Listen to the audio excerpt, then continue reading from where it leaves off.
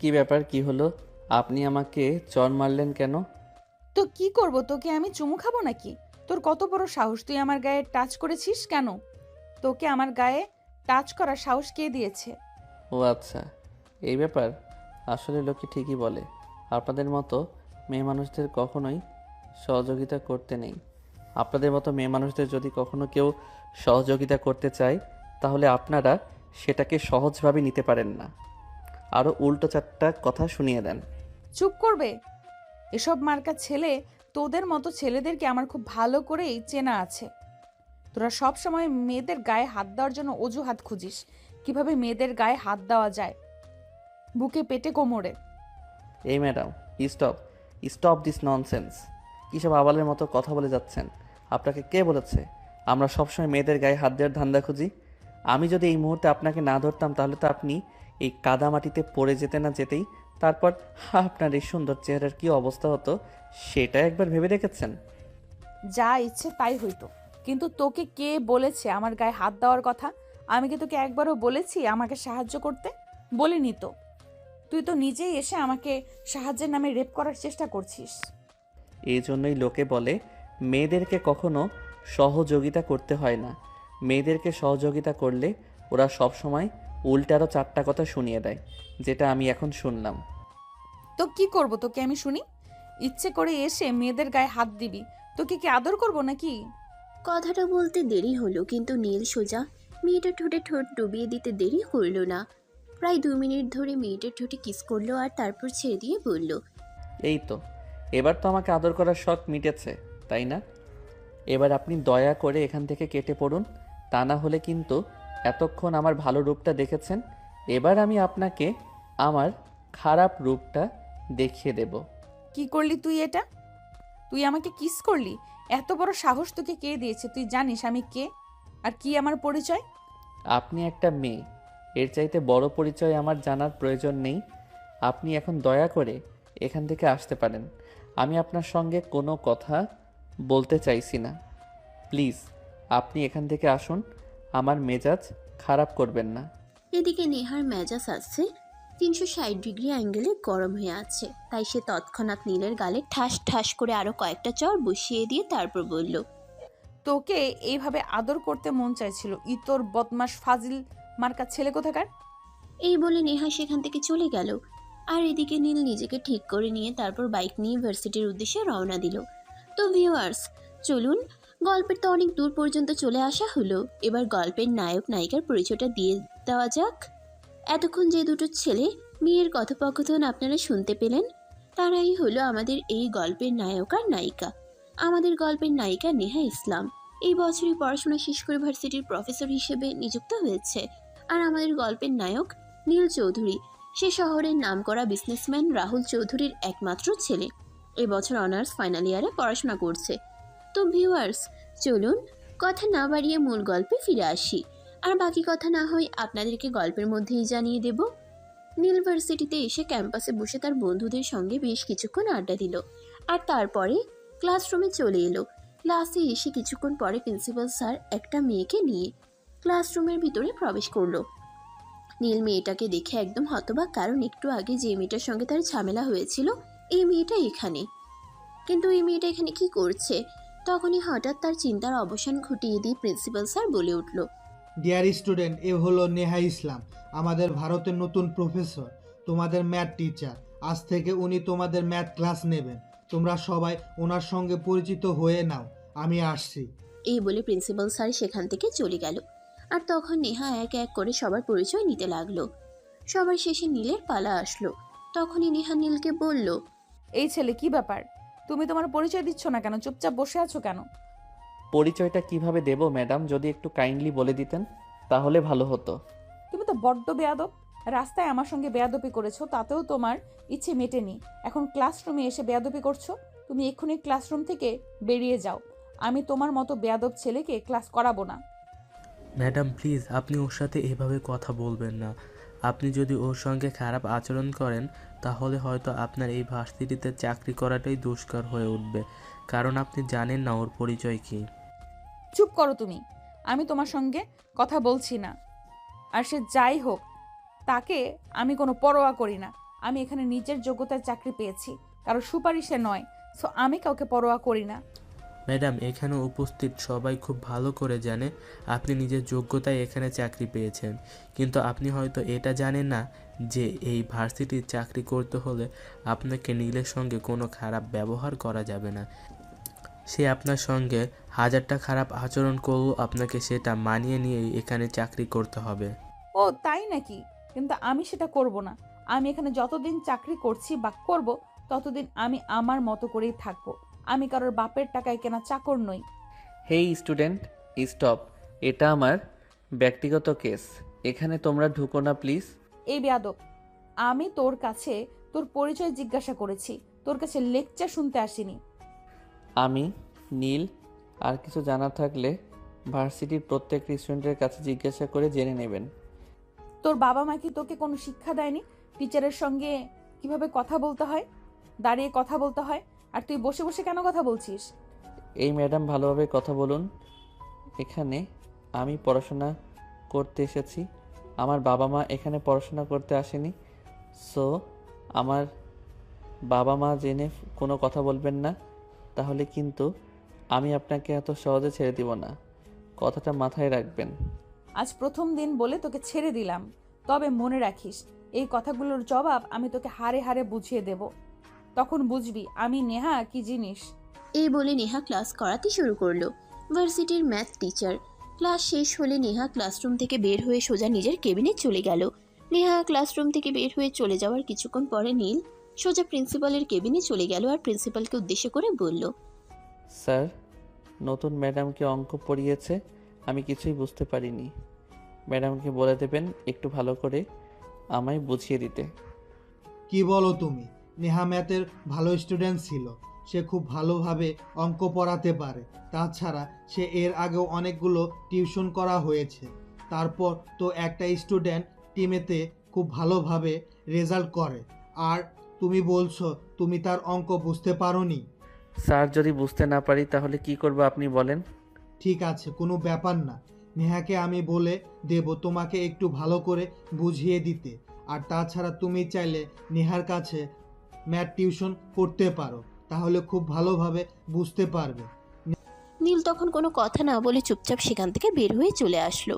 নীল চলে আসার কিছুক্ষণ পরেই প্রিন্সিপাল স্যার নেহাকে নিজের কেবিনে ডেকে নিলেন আর বললেন, নেহা অনার্স ফাইনাল ইয়ারের স্টুডেন্ট। নীল বলল সে নাকি তোমার ক্লাসে ম্যাথ বুঝতে পারেনি। স্যার, ও তো পুরো ক্লাসে অমনোযোগী ছিল। আপনি অন্য স্টুডেন্টদের জিজ্ঞেস করেন, ওরা সবাই আমার অঙ্ক বুঝতে পেরেছে, তাহলে সে কেন বুঝতে পারেনি? ফাজলামো করে, কোনো কথাই শোনে না, তাহলে সে অঙ্ক বুঝবে কি করে? আপনি সেটাই আমাকে বলেন। নেহা, আমি এত কথা শুনতে চাই না। তুমি যদি এখানে চাকুরি করতে চাও তাহলে নীলকে ভালোভাবে পড়া বুঝিয়ে দিতে হবে, এটা আমার শেষ কথা। স্যার, আমি বুঝতে পারলাম না, ও কেন অন্য স্টুডেন্টদের চাইতে বেশি প্রায়োরিটি পাবে? কেন ক্লাসের পাত্রের স্টুডেন্ট আমার পড়া বুঝতে পারলেও সে পড়া বুঝতে পারবে না? কি সমস্যা ওর? আমি তোমার সঙ্গে এত বেশি কথা বলতে চাই না। আমি তোমাকে যেটা বলেছি সেটা করতে হবে, তা না হলে এই ভার্সিটির চাকরি ছেড়ে দিয়ে অন্য কোথাও চাকরির চিন্তা করো। নেহা তখন আর কোনো কথা না বলে চুপচাপ প্রিন্সিপাল স্যারের কেবিন থেকে বের হয়ে নিজের কেবিনে চলে আসলো। আর মনে মনে ভাবতে লাগলো আসলে বিষয়টা কি, নীল কেন এই ভার্সিটিতে অন্য সব স্টুডেন্টদের চাইতে বেশি প্রায়োরিটি পাবে, কি আছে এর পিছনে। সেদিন বিকালবেলা নেহা যখন ভার্সিটি শেষ করে বাসায় ফিরবে তখনই ভার্সিটির গেট দিয়ে বাইরে বের হতে যাবে, নীল তার পথ আগলে দাঁড়ালো আর বলল, ম্যাডাম, শুনলাম আপনি নাকি টিউশন করান। আমি আজ থেকে আপনার কাছে টিউশন করতে চাই। আমি টিউশনি পড়াতাম, এখন চাকরি পেয়ে গেছি আর এখন টিউশনি পড়াবো না। কিন্তু ম্যাডাম, সেটা বললে তো হবে না। প্রিন্সিপাল স্যার কি বলে দিয়েছে শুনলেন না? আমি আপনার পড়া বুঝতে পারিনি, তাই আমাকে আলাদা করে টিউশনই পড়াতে হবে। এর কারণ আমি মনে করি আপনি যদি আমাকে আলাদা করে টিউশন পড়ান তাহলে আমি অঙ্কটা খুব ভালোভাবে বুঝতে পারবো এবং পরীক্ষায় খুব ভালো রেজাল্ট করতে পারবো। এতদিন নিশ্চয়ই খারাপ রেজাল্ট করনি, তাহলে এখন খারাপ রেজাল্ট কেন করবে? এতদিন ক্লাসের পড়া বুঝে ভালো রেজাল্ট করতে পেরেছো, এখনও তুমি ক্লাসে মনোযোগী হও, তাহলেই ভালো রেজাল্ট করতে পারবে। কিন্তু ম্যাডাম, আমি তো আপনার কাছে টিউশনি করতে চাই। আমি মনে করি আপনার কাছে টিউশনি করলেই আমি ভালো রেজাল্ট করতে পারবো। ক্লাসের পড়া আমার মাথায় ঢুকে না। এখন আপনি আমায় টিউশন পড়াবেন কি না সেটাই বলেন। তা না হলে কিন্তু আমি আবার প্রিন্সিপাল স্যারের কাছে আপনার নামে কমপ্লেন করব যে আপনি আমাকে টিউশন পড়াবেন না বলে দিয়েছেন। এই কি সমস্যা তোমার? আমি লক্ষ্য করেছি তুমি আমার পেছনে একদম আঠার মতো লেগে পড়েছো। কেন বলো তো? আপনি যে সুন্দরী, আপনার মতো মেয়ের পেছনে আঠার মতো না পড়লে কার পিছনে পড়বো বলুন? সত্যি ম্যাডাম, আপনি কিন্তু ক্রাশ খাওয়ার মতো একটা মেয়ে। চুপ করবে বেয়াদব মার্কা ছেলে। তোর এইসব বেয়াদব মার্কা কথাবার্তাগুলো তোর ক্লাস টিচারকে বলতে লজ্জা করে না তোর? তুই তো ছাত্র নামের কলঙ্ক। ম্যাডাম, আপনি যাই বলেন না কেন, আমাকে কিন্তু আপনার টিউশন পড়াতেই হবে। কারণ আপনি বুঝতে পারছেন না এখনও, এই ভার্সিটিতে আপনার চাকরি করাটা ডিপেন্ড করছে কিন্তু আমার উপর। আমি যদি বলি আপনি এই ভার্সিটিতে চাকরি করতে পারবেন না, তাহলে কিন্তু আপনার এই ভার্সিটিতে চাকরি করাটা খুবই দুষ্কর হয়ে উঠবে। সেটা আপনি এখনও বুঝতে পারছেন না। নেহা তখন কোনো কথা না বলেই পাশ কাটিয়ে চলে যেতে চাইছিল। তখনই পিছন থেকে নীল হাতটা ধরে ফেলে আর বলে, আমি নীলকে অ্যাভয়েড করার মতো শক্তি এখনও কোনো মেয়ের হয়নি। আর আপনি কি না আমার কথার কোনো উত্তর না দিয়ে এখান থেকে চলে যাচ্ছেন, এটা তো আমি সহ্য করতে পারবো না। নীল হাতটা ছেড়ে দাও বলছি। ভালো হবে না কিন্তু। স্টুডেন্ট হয়ে ম্যামদের হাত ধরা এটা কোন ধরনের অসভ্যতা আমি বুঝতে পারছি না। আমি খুবই ভদ্র ফ্যামিলির ছেলে, আমি কারোর সঙ্গে অসভ্যতম করতে চাই না। কিন্তু কেউ যদি ইচ্ছে করে আমার সঙ্গে খারাপ আচরণ করে, তাহলে তো তার সঙ্গে আমাকে খারাপ আচরণ করতেই হবে, তাই নয় কি? আমি তোমার সঙ্গে এখানে কোনো খারাপ আচরণ করিনি। তুমি কিন্তু আমার একদম মেজাজ খারাপ করবে না। সকাল থেকে তুমি আমার সঙ্গে লেগে আছো কেন বলো তো? আপনাকে আমার মনে ধরেছে তাই। বিশ্বাস করেন ম্যাডাম, ভার্সিটিতে কত সুন্দরী মেয়েরা আনাগোনা করে, কিন্তু তাদের প্রতি কখনো আমার নজর যায় না। কিন্তু বিশ্বাস করেন, আপনি যেই না এখানে এসেছেন অমনি আপনাকে আমার ভালো লেগে গেছে। এক কথায় আমি আপনার প্রেমে পড়ে গেছি। নীল, আমি সত্যি বলছি, তুমি কিন্তু একদম বেশি বাড়াবাড়ি করে ফেলছো। এটা কিন্তু তোমার জন্য ভালো হবে না, আমি বলে দিলাম। এক মুহূর্ত দেরি না করে সোজা সেখান থেকে বাসায় চলে গেল। আর নীল সেও নিজের বাসায় চলে গেল। বাসায় গিয়ে ফ্রেশ হয়ে খাওয়া দাওয়া করে তারপর বের হয়ে পড়লো বন্ধুদের সঙ্গে আড্ডা দিতে। এটা তার নিত্যদিনকার অভ্যাস। ভার্সিটিতে পড়াশোনা করলে করুক, না করলে নাই, ভার্সিটিতে গিয়ে এসে বিকেলে বন্ধুদের নিয়ে তার একটা আড্ডা দেওয়ার চাই। তা না হলে তার রাতে ঘুম হয় না। চলে গেল তাদের সেই পুরনো আড্ডাখানায়। কি ব্যাপার দোস্ত, বুঝলাম না ব্যাপারটা। তুই ভার্সিটিতে ম্যামের সঙ্গে গেটের বাইরে দাঁড়িয়ে এতক্ষণ কি কথা বলছিলি? দোস্ত, আমি মনে হয় প্রেমে পড়ে গেছি ওই ম্যাডামের। কি বলিস দোস্ত, তোর কি মাথা খারাপ হয়ে গেছে নাকি? ভার্সিটিতে কত মেয়েরা তোর পেছনে লাইন মারে, তুই তাদের পাত্তা দিস না, আর এখন কিনা বলছিস ম্যাডামের প্রেমে পড়ে গেছিস। আমার মনে হয় সত্যি তোর মাথায় সমস্যা হয়েছে। দোস্ত, সমস্যা মাথায় নাকি অন্য কোথাও হয়েছে সেটা তো আপাতত বলতে পারছি না, তবে ম্যাডামের প্রেমে পড়ে গেছি এই কথাটা একদম সত্যি, তুই বিশ্বাস কর। ঠিক আছে দোস্ত, এই ব্যাপার নিয়ে আমরা পরে আলোচনা করব। এখন তোকে একটা কথা বলা ছিল। আসলে ম্যাডামের বাসা আমার বাসার সাথে কিন্তু খুব কাছে। এই ম্যাডাম কিন্তু আমার পরিচিত, কিন্তু সেটা ক্লাসে প্রকাশিত হয়নি কারণ আমি বলিনি। তবে তোকে একটা কথা বলতে চাই, ম্যাডাম কিন্তু একটা ছেলের সঙ্গে রিলেশনে আছে। শোন, আজ পর্যন্ত এমন কোনো প্রাণীর জন্ম হয়নি যে আমার সামনে থেকে আমার শিকার ছিনিয়ে নিয়ে যাবে। কোনো চিন্তা করিস না, যতই প্রেম করুক না কেন, বউ কিন্তু আমারই হবে। অতঃপর তারা বেশ কিছুক্ষণ আড্ডা দেয়া আর গল্প গুজব করে রাত 8টার দিকে বাসায় ফিরে আসলো। বাসায় ফিরে আসতেই নীলের আম্মু তাকে বলল, নীল, আমি আসলে বুঝতে পারছি না তোর ব্যাপারটা কি। এবছর ফাইনাল ইয়ারের পড়াশোনা করছিস অথচ তুই প্রতিদিন রাত 8টা 10টার পর বাসায় আসছিস। এভাবে পড়াশোনা করলে কি আদৌ পড়াশোনা হবে? আম্মু, তুমি কোনো চিন্তা করো না, এবার আমি নিশ্চিত ভালো রেজাল্ট করব। আর একটা কথা, ভার্সিটিতে একটা নতুন ম্যাম এসেছে, আমি ওই ম্যামের কাছে টিউশন করতে চাই। তুই কোথায় টিউশন করবি সেটা তো তোর ব্যাপার। এ ব্যাপারে আমাকে বলছিস কেন? কখনো কি কোনো কাজ করতে গিয়ে আমাকে জিজ্ঞাসা করছিস নাকি আজকেই প্রথমবার? এই কথাটা তোমায় বলছি, কারণ হয়তো ওই ম্যাম তোমার ছেলের বউ হয়ে তোমার বাড়িতে আসতে পারে তাই। তোর কি মাথা খারাপ হয়ে গেছে নাকি? সেটাই বুঝতে পারছি না। কি সব পাগলের মতো কথাবার্তা বলছিস? তোর ভাজেটির মেয়ে আবার আমার ছেলের বউ হয়ে বাড়িতে আসবে কি করে? আম্মু, আমি সত্যি বলছি, আমি ওই মেয়েটার প্রেমে পড়ে গেছি প্রথম দেখাতেই। মেয়েটা এতটাই সুন্দর যে আমি কেন দেখলে যে কোনো ছেলেই প্রেমে পড়ে যাবে। সে না হয় বুঝলাম, কিন্তু তাই বলে ভার্জিটির মেমের প্রেমে? এটা তো জাস্ট অসম্ভব একটা কাজ।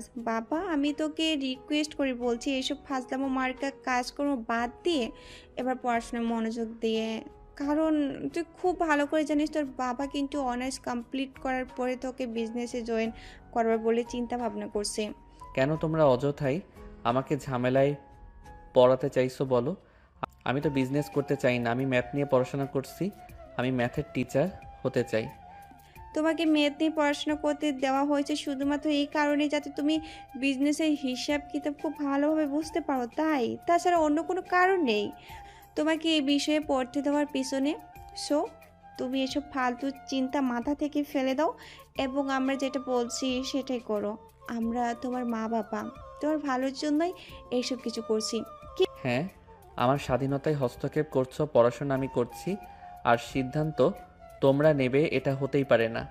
আমি কখনোই তোমাদের কোনো কথা শুনবো না। তোমরা যদি জোর করে আমার উপর কোনো কিছু চাপিয়ে দিতে চাও তাহলে আমি তোমাদের বলে দিচ্ছি, আমি কিন্তু এই বাড়ি ছেড়ে চলে যাব সারা জীবনের জন্য, আর কখনোই ফিরে আসবো না।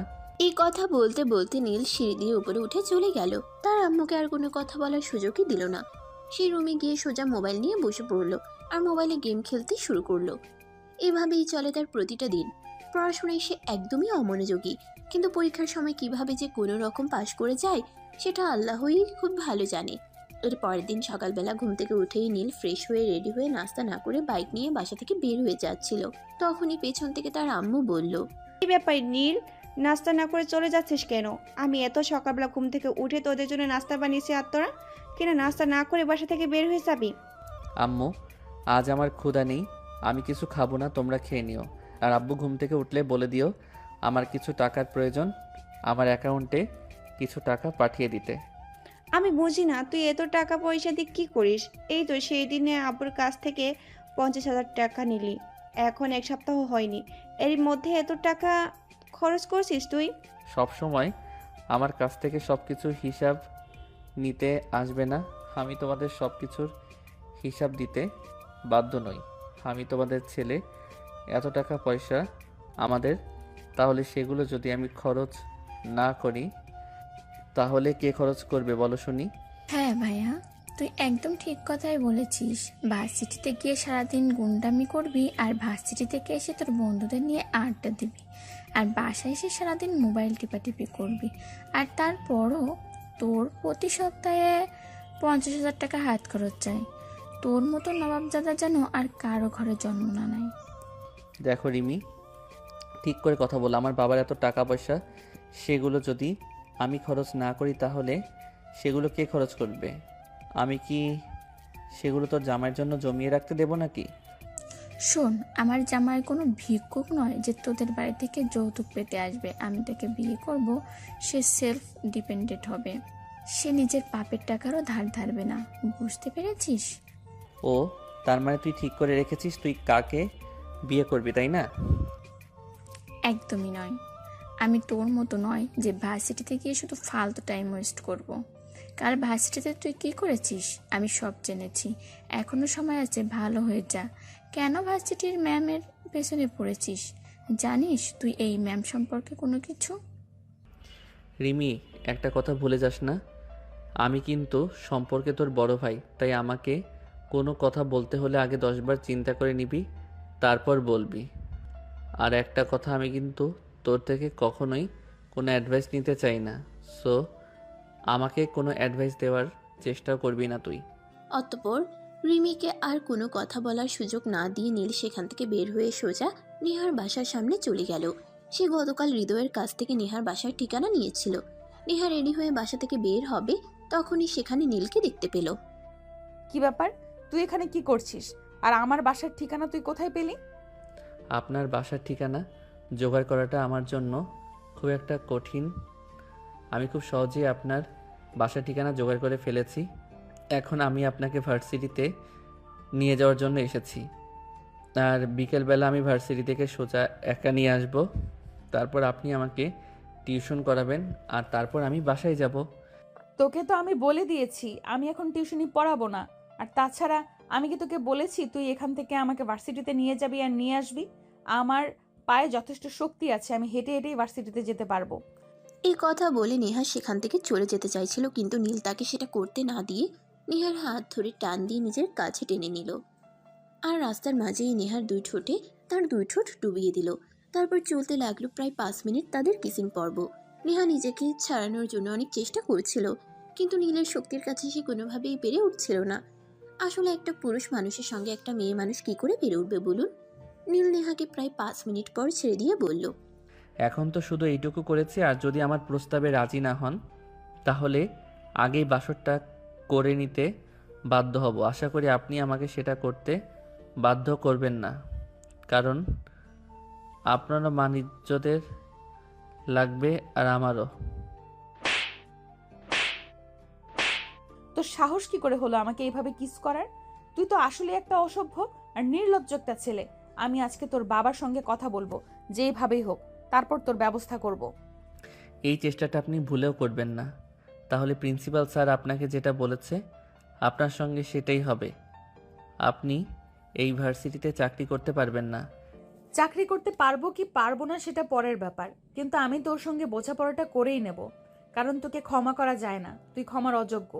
এই বলে নেহা সেখান থেকে হেঁটে হেঁটে ইউনিভার্সিটিতে চলে গেল। সেই দিন নেহা যখন ক্লাসে আসলো তখন ক্লাসে কোনো স্টুডেন্ট ছিল না।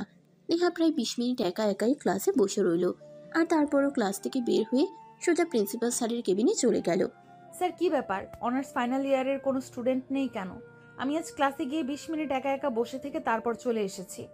এসব আপনি কি বলছেন? 1 মিনিট ওয়েট করুন, আমি দেখছি। এই কথা বলেই প্রিন্সিপাল স্যার অফিস পিয়নকে দিয়ে অনার্স ফাইনাল ইয়ারের সমস্ত স্টুডেন্টকে নিজের কেবিনে ডেকে নিলেন আর বললেন, কি ব্যাপার ছাত্রছাত্রীরা, নেহা ম্যাডামের ক্লাস তোমরা করনি কেন আজকে? এটা স্যার, ম্যাডামকে বলেছিলাম আমাকে টিউশনি পড়াতে, কিন্তু ম্যাডাম সেটা পড়াবে না, তাই সিদ্ধান্ত নিয়েছি ম্যাডাম যেহেতু টিউশন পড়াবে না তাই ক্লাস করব না। আর আপনি তো জানেন আমার ক্লাস, আমি না গেলে আমার কোনো বন্ধুরাই ক্লাস করতে যায় না। কেমন ধরনের পাগলামো নীল? তুমি তো এখানে পড়াশোনা করতে এসেছো। আমি জানি তোমার অধিপত্য একটু বেশি, কিন্তু একটা ম্যাডামের সঙ্গে কি এরকম বেয়াদবি করাটা ঠিক হচ্ছে? ম্যাডাম যদি স্টুডেন্টের ভালো মন্দ না বুঝে তাহলে ওই ম্যাডামের ক্লাস আমি করব না। অন্য স্টুডেন্টরা করবে কিনা সেটা আপনি অন্য স্টুডেন্টদেরকে জিজ্ঞাসা করে নিন। না স্যার, আমরা কেউই এই ম্যাডামের ক্লাস করব না। এই বলে সকল স্টুডেন্ট একসঙ্গে প্রিন্সিপাল স্যারের কেবিন থেকে বের হয়ে চলে গেল। সবাই চলে যাওয়ার পর প্রিন্সিপাল স্যার নেহাকে বলল, মিস নেহা, আমার মনে হয় নীল আপনাকে যেটা বলেছে সেটা মেনে নেওয়া উচিত, কারণ স্টুডেন্টরা যদি আপনাকে বয়কট করে তাহলে এই ভার্সিটিতে আপনার চাকুরি করাটা খুব দুষ্কর হয়ে যাবে। আমিও আপনার জন্য কিছু করতে পারবো না। এখন আপনি ভেবে দেখুন আপনি কি করবেন। ঠিক আছে স্যার, কোনো সমস্যা নেই, আমি ভেবে তারপর আপনাকে জানাচ্ছি। এই কথা বলে নেহা প্রিন্সিপাল স্যারের কেবিন থেকে বের হয়ে সোজা নিজের কেবিনে চলে আসলো আর বসে বসে ভাবতে থাকলো কি কারণে নীলকে সবাই এত বেশি প্রায়োরিটি দেয়, আর কি কারণেই বা সে নিজেকে এরকম খুব বড় কিছু মনে করে। এইসব চিন্তা করতে করতেই ভার্সিটি ছুটির সময় হয়ে গেল, আর নেহা ভার্সিটি থেকে বের হয়ে নিজের বাসায় যাওয়ার উদ্দেশ্যে রওনা দিলে তখনই নীল তার সামনে এসে দাঁড়ালো আর বলল, ম্যাডাম কি সিদ্ধান্ত নিলেন আমার ব্যাপারে? আপনি কি আমায় টিউশন পড়াবেন নাকি ভার্সিটির চাকরি ছেড়ে দিয়ে চলে যাবেন? চাকরিটা তো এই মুহূর্তে ছেড়ে দেওয়া আমার পক্ষে সম্ভব নয়, কারণ আমি খুবই আর্থিক প্রবলেমে আছি, তাই চাকরি তো আমায় করতেই হবে। ঠিক আছে, তুমি আজ থেকে আমার বাসায় চলে এসো, আমি তোমাকে টিউশন পড়াবো। সত্যি বলছেন ম্যাডাম? আসলেই আমি বিয়ের আগে শ্বশুরবাড়ি যাবার অনুমতিটা পেয়ে যাব, তাহলে তো খুবই ভালো হয়। যাই হোক madam, I am so happy and so excited. এবারে নীল নেহার পিছু পিছু নেহার বাসায় চলে আসলো, আর নেহা বাসায় এসে ফ্রেশ হবার জন্য ওয়াশরুমে ঢুকে গেল। নীল তখন ড্রয়িং রুমে বসে আছে, তখনই নেহার আম্মু সেখানে আসলো আর তাকে বলল, কি ব্যাপার বাবা, তোমাকে তো চিনতে পারলাম না, তুমি কে? আমি নীল, আমি নেহা ম্যামের স্টুডেন্ট। ওনার কাছে আজকে থেকে অঙ্ক পড়ব, তাই এসেছি। আচ্ছা বাবা, ঠিক আছে, কোনো সমস্যা নেই, ভালোভাবে পড়ো। আর আমার মেয়েটা কিন্তু খুব ভালো অঙ্ক করাতে পারে, তুমি একটু মনোযোগ দিয়ে দেখলেই সবটা বুঝে যাবে। আশা করি তুমি পরীক্ষায় ভালো রেজাল্ট করবে। হ্যাঁ আন্টি, ঠিক আছে। অতঃপর নেহার আম্মু সেখান থেকে চলে গেল। নেহা ফ্রেশ হয়ে খাওয়া দাওয়া করে তারপর ড্রয়িং রুমে আসলো। তখনই নীল বলল, ম্যাডাম, আমার খুব ক্ষুধা পেয়েছে, আপনি কি আমাকে কিছু খেতে দেবেন? তুমি কিছু না খেয়ে কেন এখানে চলে এসেছো? আমি কি বলেছিলাম আমার পেছন পেছন চলে আসো? তুমি বাসায় গিয়ে ফ্রেশ হয়ে খাওয়া দাওয়া করে তারপর আসবে। আমাদের 3 জনের সংসার, এখানে আমাদের সব কিছুই মেপে ঝুঁকে করা হয়, কারোর জন্য বেশি কিছু করা হয় না। তাছাড়া তুমি আমাদের বাসাটা দেখেই বুঝতে পারছো আমরা নিম্ন মধ্যবিত্ত ফ্যামিলির মানুষ, আমাদের সেরকম সামর্থ্য হয়ে ওঠে না খুব বেশি রান্না করে রাখতে। ঠিক আছে ম্যাডাম, সমস্যা নেই, আপনি পড়ানো শুরু করুন, আমার কিছু লাগবে না। আমি এমনিতেই আপনার সঙ্গে মজা করছিলাম আর কি। নীল, মাইন্ডেড, তুমি এখানে পড়াশোনা করতে এসেছো, ফাজলামো করতে নয়। তুমি যদি ফাজলামো করো তাহলে আমি সত্যি বলছি আমি তোমায় টিউশন পড়াবো না। প্রয়োজন হলে ভার্সিটির চাকরিটাই ছেড়ে দেবো, কারণ আমি ফাজলামো করা একদমই পছন্দ করি না। ম্যাম, আমার একটা কথা বলতে খুব ইচ্ছে করছে, যদি অনুমতি দেন তো বলতে পারি। হ্যাঁ অবশ্যই বলো, কিন্তু কোনো অদরকারি কথা বলবে না। অদরকারি কথা বলা আমি একদম পছন্দ করি না। ম্যাডাম, আমি সত্যি বলছি, একদম ফাইজলামো নয়। আপনি কিন্তু অনেক সুন্দরী, আপনাকে দেখলে যে কোনো ছেলে প্রথম দেখাতেই প্রেমে পড়ে যাবে, যেমন আমি। নীল, আমি তোমাকে অঙ্ক করাবো, প্রেম নয়। তাই বই বের করো, আমি তোমাকে অঙ্ক বুঝিয়ে দিচ্ছি। এই কথা বলে নেহা নীলকে একটা অঙ্ক বুঝিয়ে দিতে শুরু করলো। আর তখনই নেহা বলল, ধরো square plus 2 ab minus a b plus 2b 2ab equal to 2ab। কথাটা বলা মাত্রই নীল নেহার হাতটা চেপে ধরলো। তখনই নেহা তাকে বলল, কি ব্যাপার, আমি তোমাকে অঙ্ক করতে বলেছি, তুমি আমার হাত ধরলে কেন? ম্যাডাম, আপনি তো বললেন ধরতে, তাই তো আমি আপনার হাত ধরলাম। কিন্তু আপনি তো আমাকে এটা বলেননি অন্য কোথাও ধরতে হবে নাকি, অন্য কোথাও ধরতে হলে বলুন। শাট আপ, আমি বুঝতে পারছি না আমি কোন পাগলের পাল্লায় পড়েছি। আল্লাহ, তুমি আমাকে রক্ষা করো। আমি তোমাকে অঙ্ক ধরতে বলেছি, আমাকে ধরতে বলিনি। ও ম্যাডাম, আচ্ছা ঠিক আছে, আই এম সো সরি। আমি আসলে বুঝতে পারিনি, আপনি তো সেভাবে বলেননি। আপনি তো বলেছিলেন ধরতে, আমি ভেবেছিলাম আপনার হাত ধরতে। ভেবেছিলাম আপনি হয়তো আমাকে এটা বলছেন যে আমি সারা জীবন যেন আপনার হাতটা ধরতে পারবো কিনা, তাই তো ধরে দেখাচ্ছিলাম পারবো কিনা। আল্লাহ, তুমি তো দেখছি আমাকে পাগল বানিয়ে ছেড়ে দেবে। এ কোন পাগলের পাল্লায় পড়েছি আমি সেটাই বুঝতে পারছি না। তুমি এখানে চুপচাপ অঙ্ক করবে, আমি কোনো কথা শুনতে চাই না।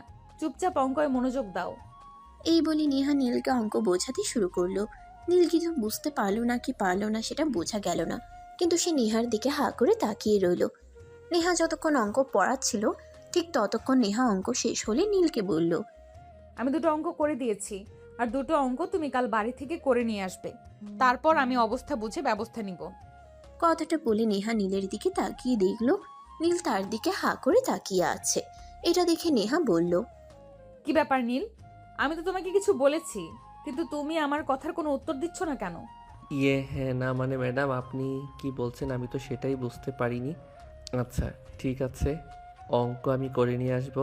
ম্যাডাম, আমার না একা যেতে খুব ভয় লাগে, এখন তো সন্ধ্যা হয়ে গেছে, আপনি কি আমাকে একটু এগিয়ে দিতে পারবেন? তোমার কি মাথা খারাপ নাকি? আমি একটা মেয়ে মানুষ, আমি কেন তোমাকে আগিয়ে দিতে যাব? তুমি একটা ছেলে মানুষ, তাছাড়া তোমার সঙ্গে বাইক আছে, তুমি একাই চলে যেতে পারবে। আর আমি এটাও খুব ভালোভাবে বুঝতে পারছি তুমি আমার সঙ্গে ফাজলামো করার জন্য এই কথাগুলো বলছো। নীল, একটা কথা খুব ভালোভাবে মাথায় ঢুকিয়ে নাও, তুমি যদি এরকম ফাজলামো করতেই থাকো তাহলে কিন্তু আমি এই ভার্সিটির চাকরিটা ছেড়ে দিতে বাধ্য হব। সমস্যা নেই, এই চাকরিটা ছেড়ে দিয়ে আমার সেবা করার চাকরিটাও নিয়ে নিতে পারেন, আমি কিন্তু ভালো মাইনে দেব বলে দিলাম। নীল প্লিজ, তুমি এখান থেকে যাও, আমি তোমার এসব পাগলামো মার্কা কথাবার্তা আর সহ্য করতে পারছি না। প্লিজ তুমি এরকম করো না, আমার কাছে ভালোভাবে পড়তে পারলে এসো, নয়তো এসো না। নীল তখন মুচকি মুচকি হাসতে হাসতে সেখান থেকে চলে গেল আর মনে মনে বলতে লাগলো, নীলের মনে পড়েছে ম্যাম, তোমাকে কি এত সহজে ছেড়ে দেওয়া যায় নাকি? তোমাকে আমার প্রেমে পড়তেই হবে, সেটা আজ না হোক কাল। এই বলতে বলতে নীল বাসায় চলে আসলো। বাসায় আসতে না আসতেই তার আম্মু তাকে বলল, কি ব্যাপার নীল, প্রতিদিন তো বিকাল 4টার মধ্যে বাসায় চলে আসিস, আর আজ আসতে সন্ধ্যা হলো কেন? এখন কি আবার নতুন কোনো ধান্দা শুরু করছিস নাকি? তুমি সবসময় এমন কেন বলো বলো তো? আমি কি সবসময় শুধু ধান্দা নিয়েই থাকি, নাকি আমার তো অন্য কোনো কাজও থাকতে পারে, তাই না? আমি আজ থেকে নতুন ম্যাডামের কাছে টিউশন পড়া শুরু করেছি। আমি আজ থেকে ওখানে টিউশন করব। মানে তুই কাল আমাকে কি বলেছিলি যে মেয়েটার উপরে ক্রাশ খেয়েছিস, যে মেয়েটার সঙ্গে প্রেম করতে চাইছিস, ওই মেয়েটার কথা বলছিস? এই তো আমার আম্মুর মতন কথা, তুমি এক কথাতেই বুঝে গেছো আমি কোথায় গিয়েছিলাম। হ্যাঁ, আমি আমার হবু শ্বশুর বাড়িতে গিয়েছিলাম। শাশুড়ি মার সঙ্গেও দেখা হয়েছিল। আমার শাশুড়ি মাটা না বেশ ভালো, আমার সঙ্গে খুব ভালো করে কথা বলল। তুমিও ওভাবে কোনোদিন আমার সঙ্গে কথা বলনি। হে, এটা তো শুধু তোর বেলা নয়, সব ছেলের বেলায় নিজের মায়ের থেকে শাশুড়ি মা একটু বেশি ভালো হয়। যাই হোক, তা কবে যাচ্ছিস শ্বশুর বাড়ি ঘর জামাই হয়ে? আমি পুরুষ, আমি কেন শ্বশুর বাড়িতে ঘর জামাই হয়ে থাকতে যাব? আমি পড়াশোনা করে ছোট্ট মতো একটা চাকরি করব, আর তারপর বউ নিয়ে আমি আমার মতো থাকব। তোমাদের বাড়িতেও তো থাকবো না, তাহলে ঘর জামাই থাকার কথা আসছে কোথা থেকে? তা ভাইয়া, তুই কবে যাচ্ছিস এই বাড়ি থেকে বিদায় হয়ে? মানে কবে থেকে আমরা তোর হাত থেকে রেহাই পাবো সেটাই জানতে চাইছিলাম আর কি। চিন্তা করিস না, যতদিন আল্লাহর কাছে না যাই ততদিন তোরা আমার অত্যাচার থেকে মুক্তি পাবি না, এইটুকু নিশ্চিত তোরা থাকতে পারিস। কারণ আমি থাকতে তোদের কোনো ভরসা নেই।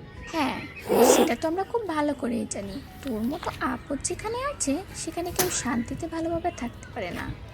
তুই যেখানেই যাবি সেখানেই একটা না একটা ঝামেলা করেই আসবি। তো আজ বল তো শুনি, প্রাইভেট ম্যাডামের বাসায় গিয়ে কি করেছিস?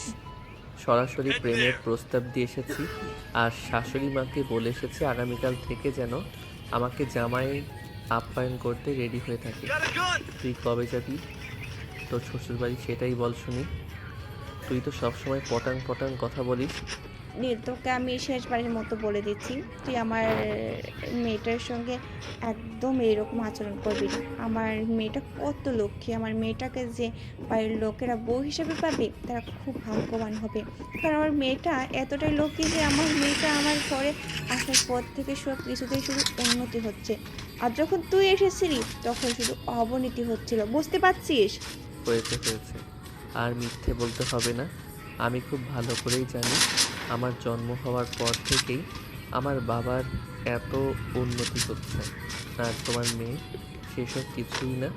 আমার সঙ্গে তোমরা সব সময় মিথ্যে কথা বলো, সেটা আমি খুব ভালো করেই জানি।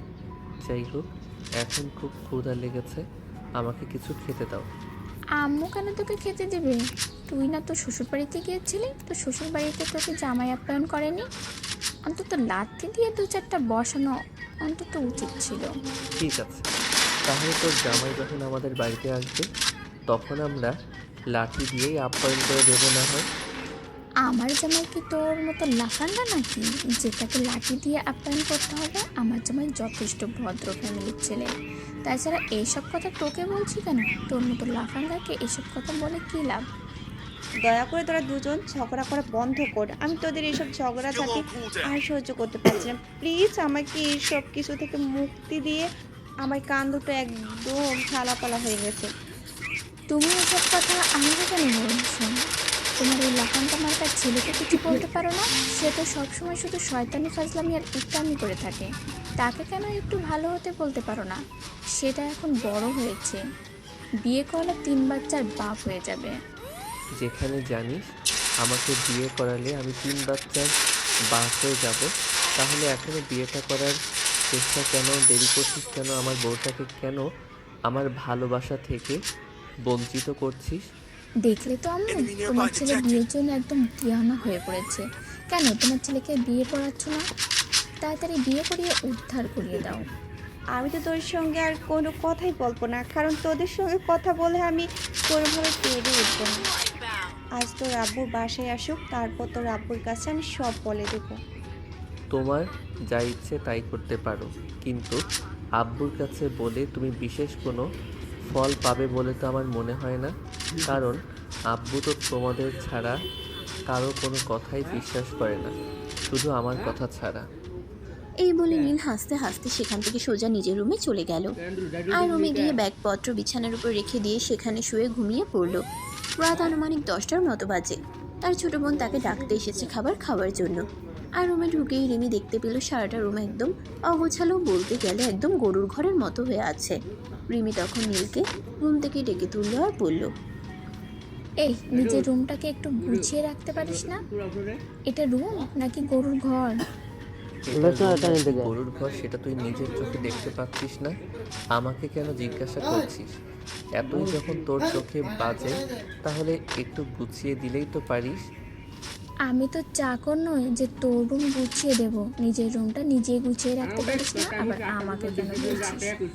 যেখানে যে কাজটা তুই করে দিতে পারবি না সেখানে কোনো কথা বলতে আসবি না। আমি তোর কোনো কথা শুনতে চাই না। চুপচাপ এখান থেকে চলে যা, আমাকে কখনো কোনো জ্ঞান দিতে আসবি না। আমার যেভাবে ইচ্ছা আমি সেভাবেই থাকবো। আবার আমাকে কেন বলিস? হ্যাঁ সেটাই তো, আমি কেন তোকে কিছু বলতে যাব? আমি কে তো? আমি তোকে কিছু বলতে চাই না। তোর যেভাবে ইচ্ছা তুই সেভাবে থাক। মনে চাইলে রাস্তায় গিয়ে থাকতে পারিস, তাও আমার কোনো আপত্তি নেই। কিন্তু এখন আব্বু তোকে খাওয়ার জন্য ডাকছে। এবার নিচে এসে খাবার খেয়ে আম্মুকে উদ্ধার করতে বলেছে। তোদের খাবার তো রাখা, আমি আর তোদের খাবার খাবো না। আমি রেস্টুরেন্ট থেকে খাবার খেয়ে আসবো। তোদের বাড়ির রান্না বান্না এখন আর এসব ভালো লাগে না। আমি রেস্টুরেন্টে গিয়ে ভালো খাবার খেয়ে আসবো। কথাটা বলতেই রিমি মুখটা ভেঙচি মেরে সেখান থেকে চলে গেল। আর নিচে গিয়ে তার আম্মুকে বলল, আম্মু তুমি নাকি ভালো করে রান্না করতে পারো না, তাই তোমার ছেলে বলেছে সে নাকি এখন থেকে আর এ বাড়িতে খাবে না, তাই শ্বশুর বাড়িতে গিয়ে খাবে।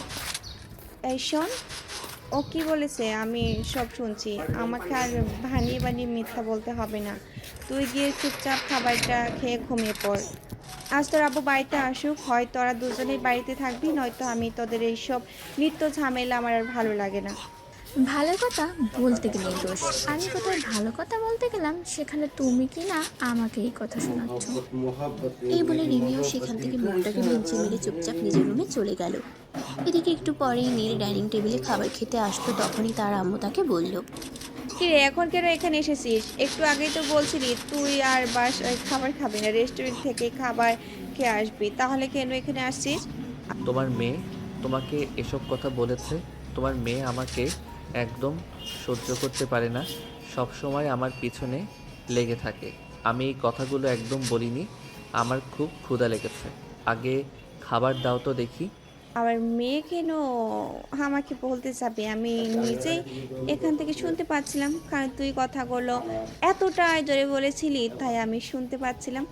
আচ্ছা যাই হোক, বাদ দে, এখন খাবার টেবিলে বস, আমি তোকে খাবার দিচ্ছি। তবে একটা কথা মনে রাখিস, ভালো হয়ে যা। জীবনে ভালো মানুষের খুব প্রয়োজন। তুই যেগুলো করছিস ওগুলো কিন্তু একদম ভালো না। এই বলে নীলের আম্মু নীলকে খাবার দিল। আর নীল খাবার খেয়ে নিজের রুমে চলে গেল। এরপর চলে গেল বেশ কয়েকদিন। নীল প্রতিদিন এখন নেহার বাসায় বিকালবেলা পড়তে যায়। এভাবেই চলছিল দিনগুলো। হঠাৎ একদিন ইউনিভার্সিটিতে এসে দেখতে পেল নেহা ভার্সিটিতে আসেনি। সে তখন প্রিন্সিপাল স্যারের কাছে নেহার ব্যাপারে জিজ্ঞাসা করলো, কিন্তু প্রিন্সিপাল স্যার নেহার ব্যাপারে কিছু বলতে পারলো না, কারণ নেহার ফোন সুইচ অফ ছিল। তাই নীল আর এক মুহূর্তও দেরি না করে সেখান থেকে সোজা নেহার বাসায় চলে গেল। কিন্তু নেহার বাসার দরজায় তালা দেওয়া ছিল।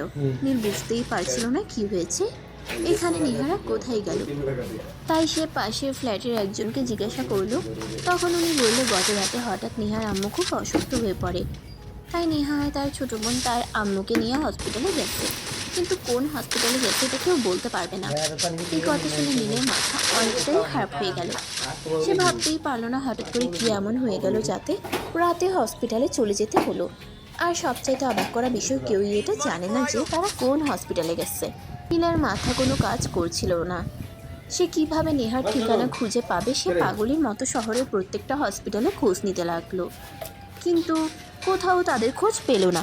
অবশেষে একটা হসপিটালে গিয়ে রিসেপশন থেকে জানা গেল নেহার তার আম্মু এই হসপিটালে আছে। তখনই সে রিসেপশনিস্টকে জিজ্ঞাসা করলো, 306 নম্বর কেবিনে যে রোগীটা আছে ওনার কি প্রবলেম আমি সেটা জানতে পারি?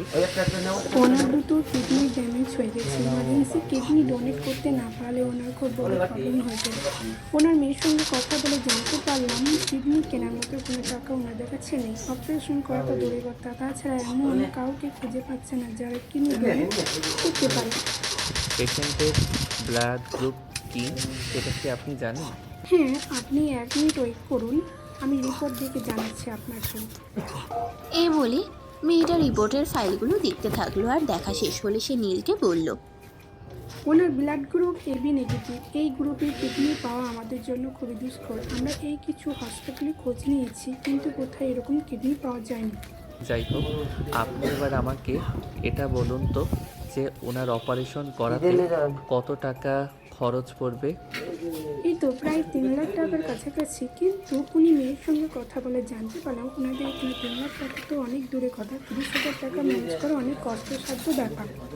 আমি এইসব টাকা আপনাকে দেব, আর কিডনিও আমি নিজেই দেব। তবে একটা কথা, এসব কিছু কিন্তু আপনাদেরকে গোপন রাখতে হবে। কিন্তু কেন বলুন তো, আপনি কেন এতগুলো টাকা দেবেন, আর কেন বা আপনি নিজে কিডনি দিতে যাবেন? আমাকে তো দেখে মনে হয় বেশ বড়লোক ব্যাপার ছিল। ওনাদের সঙ্গে তো মনে হয় আমার কোনো সম্পর্ক থাকতে পারে না, তাহলে কেন আপনি দিনের সাথে এত কিছু করবেন? তরুণ, পৃথিবীটা বড়ই স্বার্থপর। মানুষ স্বার্থ ছাড়া কোনো কিছুই করে না। আপনার পেশেন্টের বড় মেয়ে, ওনাকে তো দেখেছেন, ওনার নাম নেহা। ওই মেয়েটাকে আমি ভালোবাসি, তাই আমি এই সব কিছুই করব। ও আচ্ছা, লাভ কি বুঝতে পেরেছি। তো আপনি কেন চিন্তা করবেন না, আমি সব কিছু গোপন রাখবো। তবে আল্লাহর কাছে শুধু এইটাই প্রার্থনা করবো যেন আপনার মতো নিঃস্বার্থভাবে ভালোবেসে যায় মানুষটা যেন একদিন জয় হয়। হ্যাঁ, দোয়া করবেন যেন আমি আমার ভালোবাসার মানুষটাকে নিজের করে পেতে পারি। এই কথা বলে নীল সেখান থেকে চলে আসলো, আর বাড়িতে এসে টাকা ম্যানেজ করে তারপর হসপিটালে গিয়ে টাকা জমা করলো, আর কিডনি ডোনেট করার ব্যবস্থা করলো। নেহা হসপিটালের কেবিনে বসে কান্না করছে। তখনই নীল সেখানে গেল আর নেহাকে বলল, ম্যাডাম, আপনারা এত বড় একটা প্রবলেমে পড়েছেন, আমাকে জানালেন না? তোমাকে জানিয়ে কি হবে? তুমি আমার স্টুডেন্ট আর আমি তোমার টিচার। তাছাড়া এই অল্প কয়েকদিনের পরিচয় তোমার সঙ্গে, তাহলে তোমার সঙ্গে কেন আমার ফ্যামিলি ম্যাটার শেয়ার করতে যাব? ম্যাডাম, অল্প কদিনের পরিচয় হলেও কিন্তু মানুষকে সহযোগিতা করতে পারি, এই মনোভাব তো আপনার ভিতরে রাখা উচিত ছিল। যাই হোক, বলুন, আমি কি আপনাকে কোনো সহযোগিতা করতে পারি? না, লাগবে না। আমি কারোর থেকে কোনো সহযোগিতা নিতে চাই না। আমার আম্মুকে যদি আল্লাহ পাক হায়াত দিয়ে থাকেন তাহলে আমার আম্মু বেঁচে থাকবেন, নয়তো আর কিছুই করার নেই। সব কিছু আমি আল্লাহ তাআলার উপর ছেড়ে দিয়েছি, কারণ আমার আম্মুর কিডনি তো পাওয়াই যাবে না। তাছাড়া অপারেশন করতে যে টাকার প্রয়োজন সে টাকা আমরা কোথাও পাবো না, তাই সব আল্লাহর কাছে ছেড়ে দিয়েছি। আল্লাহ যা করে। ম্যাডাম, আমি কি একটু চেষ্টা করে দেখতে পারি? না, সেটার প্রয়োজন হবে না, কারণ এটা 2-1 টাকার ব্যাপার না যে কারো কাছ থেকে ধার নেব, অনেক টাকার ব্যাপার। সেটা আমরা কোনোদিনও পারবো না, তাই সব কিছু আল্লাহ তাআলার উপর ছেড়ে দিয়েছি। নীল তখন আর কোনো কথা না বলে হসপিটাল থেকে বের হয়ে সোজা বাহিরে চলে আসলো। আর পরদিন ছিল নেহার মায়ের অপারেশন। সকালবেলা নার্স এসে নেহাকে বলল, আপনার আম্মুকে রেডি করুন, আজ রাতে ওনার অপারেশন হবে। আপনারাও নিজেদেরকে মানসিকভাবে প্রস্তুত করুন। কি বলছেন আপনি এসব? কিন্তু কি করে? আমরা তো টাকা ম্যানেজ করতে পারিনি। আপনারা তো বলেছিলেন আমার আম্মুর অপারেশন করতে 3 লাখ টাকা লাগবে। তাছাড়া ও নেগেটিভ গ্রুপের কিডনি, এগুলো তো ম্যানেজ করা আমাদের পক্ষে সম্ভব হয়ে ওঠেনি। তাহলে কিভাবে কি? সব কিছুর ব্যবস্থা হয়ে গেছে, আর টাকার ব্যবস্থাও একজন করে দিয়েছে, কিন্তু তার পরিচয় আপনাদের কাছে দেওয়া যাবে না। আপনার আম্মুকে যদি বাঁচাতে চান তাহলে এটা আপনাদেরকে করতেই হবে। কেউ একজন বিনা স্বার্থে এতগুলো টাকা দিয়ে গেল, আর আপনারা আমার অনুমতি নিয়ে না নিয়ে সেগুলো রেখে দিয়েছেন। এই কাজটা কিন্তু একদম ঠিক হয়নি। আপনার আম্মুকে বাঁচানোটা আমাদের জন্য খুবই ইম্পর্টেন্ট। আপনার আম্মু বেঁচে থাকলে আপনাদের দুই বোনের মাথার উপর একটা ছায়া থাকবে, কিন্তু আপনার আম্মু যদি আপনাদের ছেড়ে চলে যায় তাহলে কী হবে সেটা একবার ভেবে দেখেছেন? তাই আমাকে প্রশ্ন করার থেকে বিরত থাকুন এবং আপনার আম্মুকে অপারেশনে পাঠানোর জন্য নিজেদেরকে মানসিকভাবে প্রস্তুত করুন। এই বলে নার্স সেখান থেকে চলে গেল। আর নেহা তখন বসে বসে মনে মনে ভাবতে থাকলো যে এই মানুষটা যে নিজের পরিচয় গোপন করে এতগুলো টাকা দিয়ে গেল আর সেই সঙ্গে কিডনির ব্যবস্থা করে দিল, এই জগতে কি আদৌ এতটা ভালো মানুষ এখনো বেঁচে আছে? তখনই তার ছোট বোন তাকে বলল, আপু, আল্লাহ পাক হয়তো আমাদের দিকে মুখ তুলে তাকিয়ে আছেন। আল্লাহ তো জানেন আমাদের আব্বু বেঁচে নেই। আম্মুকে আমাদের কাছ থেকে কেড়ে নিলে আমরা কি নিয়ে বাঁচব? তাই হয়তো আল্লাহ কোনো ফেরেশতাকে মানুষ রূপে আমাদেরকে সাহায্য করার জন্য পাঠিয়েছে। হ্যাঁ, তুই একদম ঠিক কথাই বলেছিস। তা না হলে কি এতগুলো টাকা কেউ বিনা স্বার্থে নিজের পরিচয় গোপন রেখে দিয়েছে? নিশ্চয়ই আল্লাহ তাআলা আমাদের মুখের দিকে তাকিয়েছেন। আল্লাহর কাছে লাখ লক্ষ কোটি শুকরিয়া যে আল্লাহ আমাদের এই বিপদ থেকে উদ্ধার করেছেন। হ্যাঁ আপু চল দু বোন 2 রাকাত করে নফল নামাজ আদায় করি আর আল্লাহর কাছে শুকরিয়া আদায় করি। আল্লাহ করেছে। তা না হলে তো আমরা আমাদের আম্মুকে বাঁচাতেই পারতাম না। আম্মু আমাদের ছেড়ে চলে যেত। আর এটা আমাদের দুই বোনের চোখ দিয়ে দেখা ছাড়া আর কিছুই করার ছিল না। হ্যাঁ চল, আল্লাহ যেহেতু আমাদেরকে এত বড় একটা বিপদ থেকে উদ্ধার করেছেন, আল্লাহর কাছে শুকরিয়া তো জ্ঞাপন করতেই হবে। চল আমরা নামাজ পড়ি। এই বলে দুই বোন হসপিটালে নামাজের জায়গায় চলে গেল আর সেখানে বসে এই দু বোন নামাজ আদায় করলো। নামাজ শেষে দুজন আবার কেবিনে চলে এসেছে। তখনই নীল সেখানে আসলো আর বলল, ম্যাডাম, শুনলাম আজকে নাকি আপনার মায়ের অপারেশন। এতগুলো টাকা আর কিডনি কিভাবে ম্যানেজ হলো? সেটা তো জানি না। নার্স বলল কেউ নাকি একজন নিজের পরিচয় গোপন রেখে এগুলো দিয়ে গেছে। আল্লাহ হয়তো তাকে ফেরেশতা রূপে আমাদের জীবনে পাঠিয়েছে। জানি না কে সেই মানুষটা, তবে তার জন্য মন থেকে অনেক ভালোবাসার দোয়া রইল। আল্লাহ যেন এই মানুষটাকে সবসময় ভালো রাখে। একবারও ওই মানুষটার পরিচয় জানতে চাইলেন না কিংবা দেখা করতে চাইলেন না? কি করে দেখা করব? নার্স তো বললো সেই মানুষটা আমাদের সামনে আসবে না, এমনকি আমাদেরও পরিচয় দেবে না। আমাদের এই মুহূর্তে আমাদের আম্মুকে বাঁচিয়ে তোলাটাই সবচেয়ে বেশি ইম্পর্টেন্ট। সে যেই হোক, আল্লাহ হয়তো তাকে আমাদের জন্য পাঠিয়েছে, তাই সে এসেছে। আমরা এর বেশি কিছুই জানতে চাই না। আমাদের আম্মু বেঁচে থাকতেই হলো। আমি আল্লাহর কাছে এটাই প্রার্থনা করি, আল্লাহ যেন আপনার আম্মুকে খুব তাড়াতাড়ি সুস্থ করে দেন। আমি আজ তাহলে আসি, আমার একটু কাজ আছে। এই বলে নীল সেখান থেকে বের হয়ে সোজা অপারেশন থিয়েটারে চলে গেল। অপারেশন থিয়েটারে পৌঁছাতেই ডক্টর তাকে বলল, মিস্টার নীল, সত্যি আপনার মতো মানুষ হয় আছে একটা। মিস্টার নীল, সত্যি আপনার মতো মানুষ আইটি আপনি এতগুলো টাকা দিচ্ছেন একটা আছে আইটি বাড়িতে যার গিয়েছে আরেকজনকে দিয়ে দিচ্ছে যার গিয়েছে, কিন্তু সেটা যে আপনার জন্য রিস্ক হতে পারে সেটা চিন্তা আপনি একবারও করলেন না। দেখুন, আমার বাবার অনেক টাকা পয়সা আছে। আমার বাবা যে আমাকে বাঁচিয়ে নিতে পারবে, কিন্তু এই ফ্যামিলিটার পাশে যদি আমি না দাঁড়াই তাহলে এই ফ্যামিলিটা একদম ভেঙে পড়বে। আপনি নেহার অবস্থা দেখেছেন, মেয়েটা কান্না করতে করতে চোখের নিচে কালি পড়ে কত রাত ঘুমায় না, সেটা দেখলেই বোঝা যায়। এই ফ্যামিলিটার পাশে যদি এই মুহূর্তে আমি না দাঁড়াই তাহলে আর কেউ এই ফ্যামিলিটার পাশে দাঁড়াবে না, আর দুটো মেয়ে মা হারা হয়ে যাবে। এটা তো কোনোভাবেই মেনে নেওয়া যায় না। আমাদের সমাজে মেয়েদের একা বেঁচে থাকাটা কতটা কঠিন আর কতটা কষ্টের সেটা তো নিশ্চয়ই আপনি জানেন। তো এই ব্যাপারে আর কেন আমাকে প্রশ্ন করছেন? ঠিক আছে, চলুন তাহলে অপারেশন শুরু করা যাক। অতঃপর ডক্টর অপারেশন শুরু করলেন। নীলের বডি থেকে কিডনি ট্রান্সফার করা হলো আর তারপর তাকে অন্য একটা আলাদা গোপন কেবিনে পাঠিয়ে দেওয়া হলো, যেটার খোঁজ হসপিটালের নার্স কেন অন্য কেউ জানে না, শুধু ডক্টররা ছাড়া।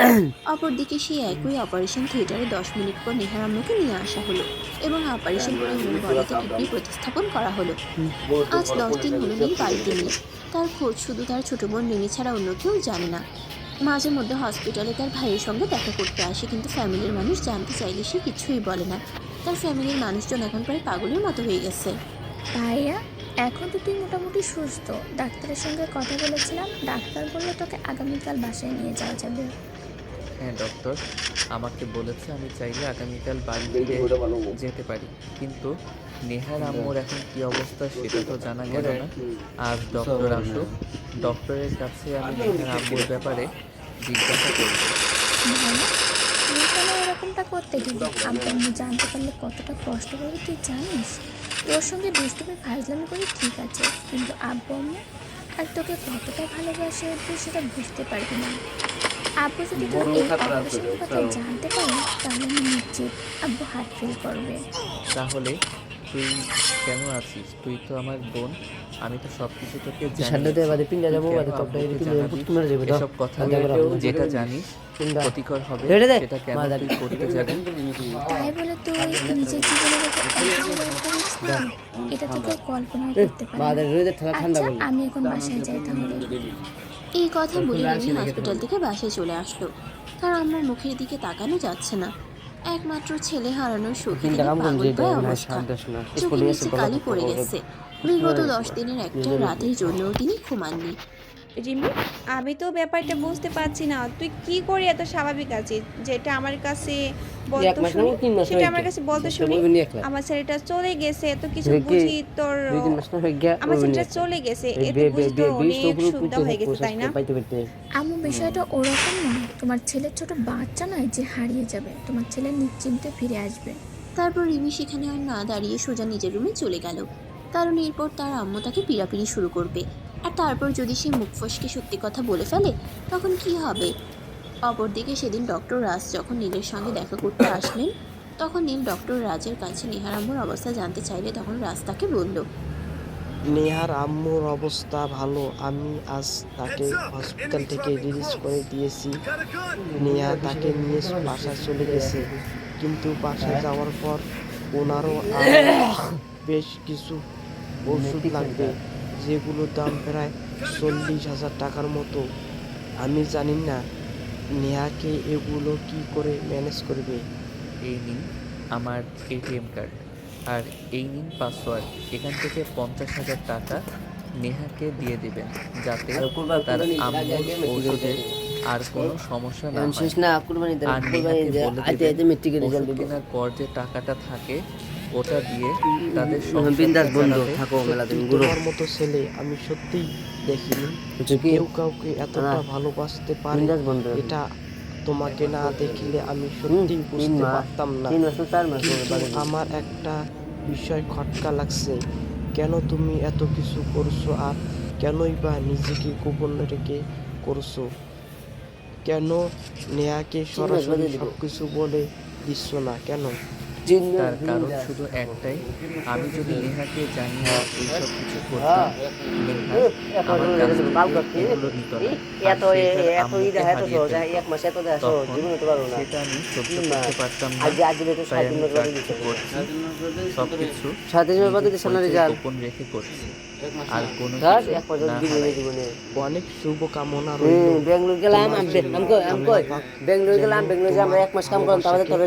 তোমার করে। সকালবেলা নীল হসপিটালে চলে আসে। সুস্থ, তাকে দেখে বোঝার উপায় নেই যে তার বডি থেকে কিডনি ট্রান্সফার করা হয়েছে। সে আর 5টা সাধারণ মানুষের মতোই চলাফেরা করছে। বাসায় এসে কলিং বেল চাপ দিতেই তার আম্মু এসে দৌড়ে দরজা খুলে আর তাকে দেখে তাকে জড়িয়ে ধরে হাওমাও করে কান্না করতে শুরু করে দিল। বাবা, এতদিন তুই কোথায় ছিলি? তুই জানিস আমরা তোকে কত সাইকেল করছি, নিউজ পেপারে বিজ্ঞাপন পর্যন্ত দিয়েছি, কিন্তু কোথাও তোকে দেখতে পাইনি। এতদিন কোথায় ছিলি তুই? এই তো একটা জরুরি কাজে আটকা পড়ে গেছিলাম, খুবই পার্সোনাল আর সিক্রেট, তাই তোমাদের বলা হয়নি। যাই হোক বাবা, এইসব কথা এখন বাদ দে, ভিতরে যা, ফ্রেশ হয়ে আয়, আমি তোর জন্য খাবার তৈরি করছি। জানিস আমরা সবাই কত চিন্তা করছিলাম। এত চিন্তা করতে হবে কেন? আমি কি এখন ছোট আছি নাকি যে কোথাও গিয়ে হারিয়ে যাব? আমি তো এখন যথেষ্ট বড় হয়েছি, আর সবকিছু বোঝার মতো বয়স আমার হয়েছে। তাহলে এত চিন্তা করার কি আছে? এটা তুই এখন বুঝতে পারবি না, যেদিন তুই একটা সন্তানের বাবা হবি সেই দিন ঠিক বুঝতে পারবি কেন সন্তানের জন্য সন্তানের বাবা মায়ের এত টেনশন হয়, কেন সন্তান কোথাও গেলে সেখান থেকে ফিরে না আসা পর্যন্ত মায়ের চোখে ঘুম আসে না। নীল তখন তার মায়ের কোনো কথার উত্তর না দিয়ে চুপচাপ নিজের রুমে চলে গেল। তারপর আস্তে আস্তে ড্রেসগুলো চেঞ্জ করে তারপর ফ্রেশ হতে চলে গেল। আজ 10 দিন পর সেই গায়ে পানি দিয়েছে। ফ্রেশ হওয়ার পর তার অন্যরকম একটা অনুভূতি লাগছে, নিজেকে রিফ্রেশ লাগছে। ডাইনিং টেবিলে গেল আর তার আম্মু তাকে নিজের হাতে খাবার খাইয়ে দিল। খাবার খাওয়া শেষ হলে সে নিজের রুমে আসলো আর বিছানায় শুয়ে একটা ঘুম দিল। ঘুম ভাঙলো আনুমানিক বিকেল 5টার দিকে। তখনই সে নিজের মোবাইলটা অন করলো। এতদিন তার মোবাইল ফোন অফ ছিল, সে কোনোভাবেই কারোর সঙ্গে কোনো যোগাযোগ করতে চায়নি। তাই মোবাইলটা অন করার সঙ্গে সঙ্গে এসে নিহার নম্বরে ফোন করলো।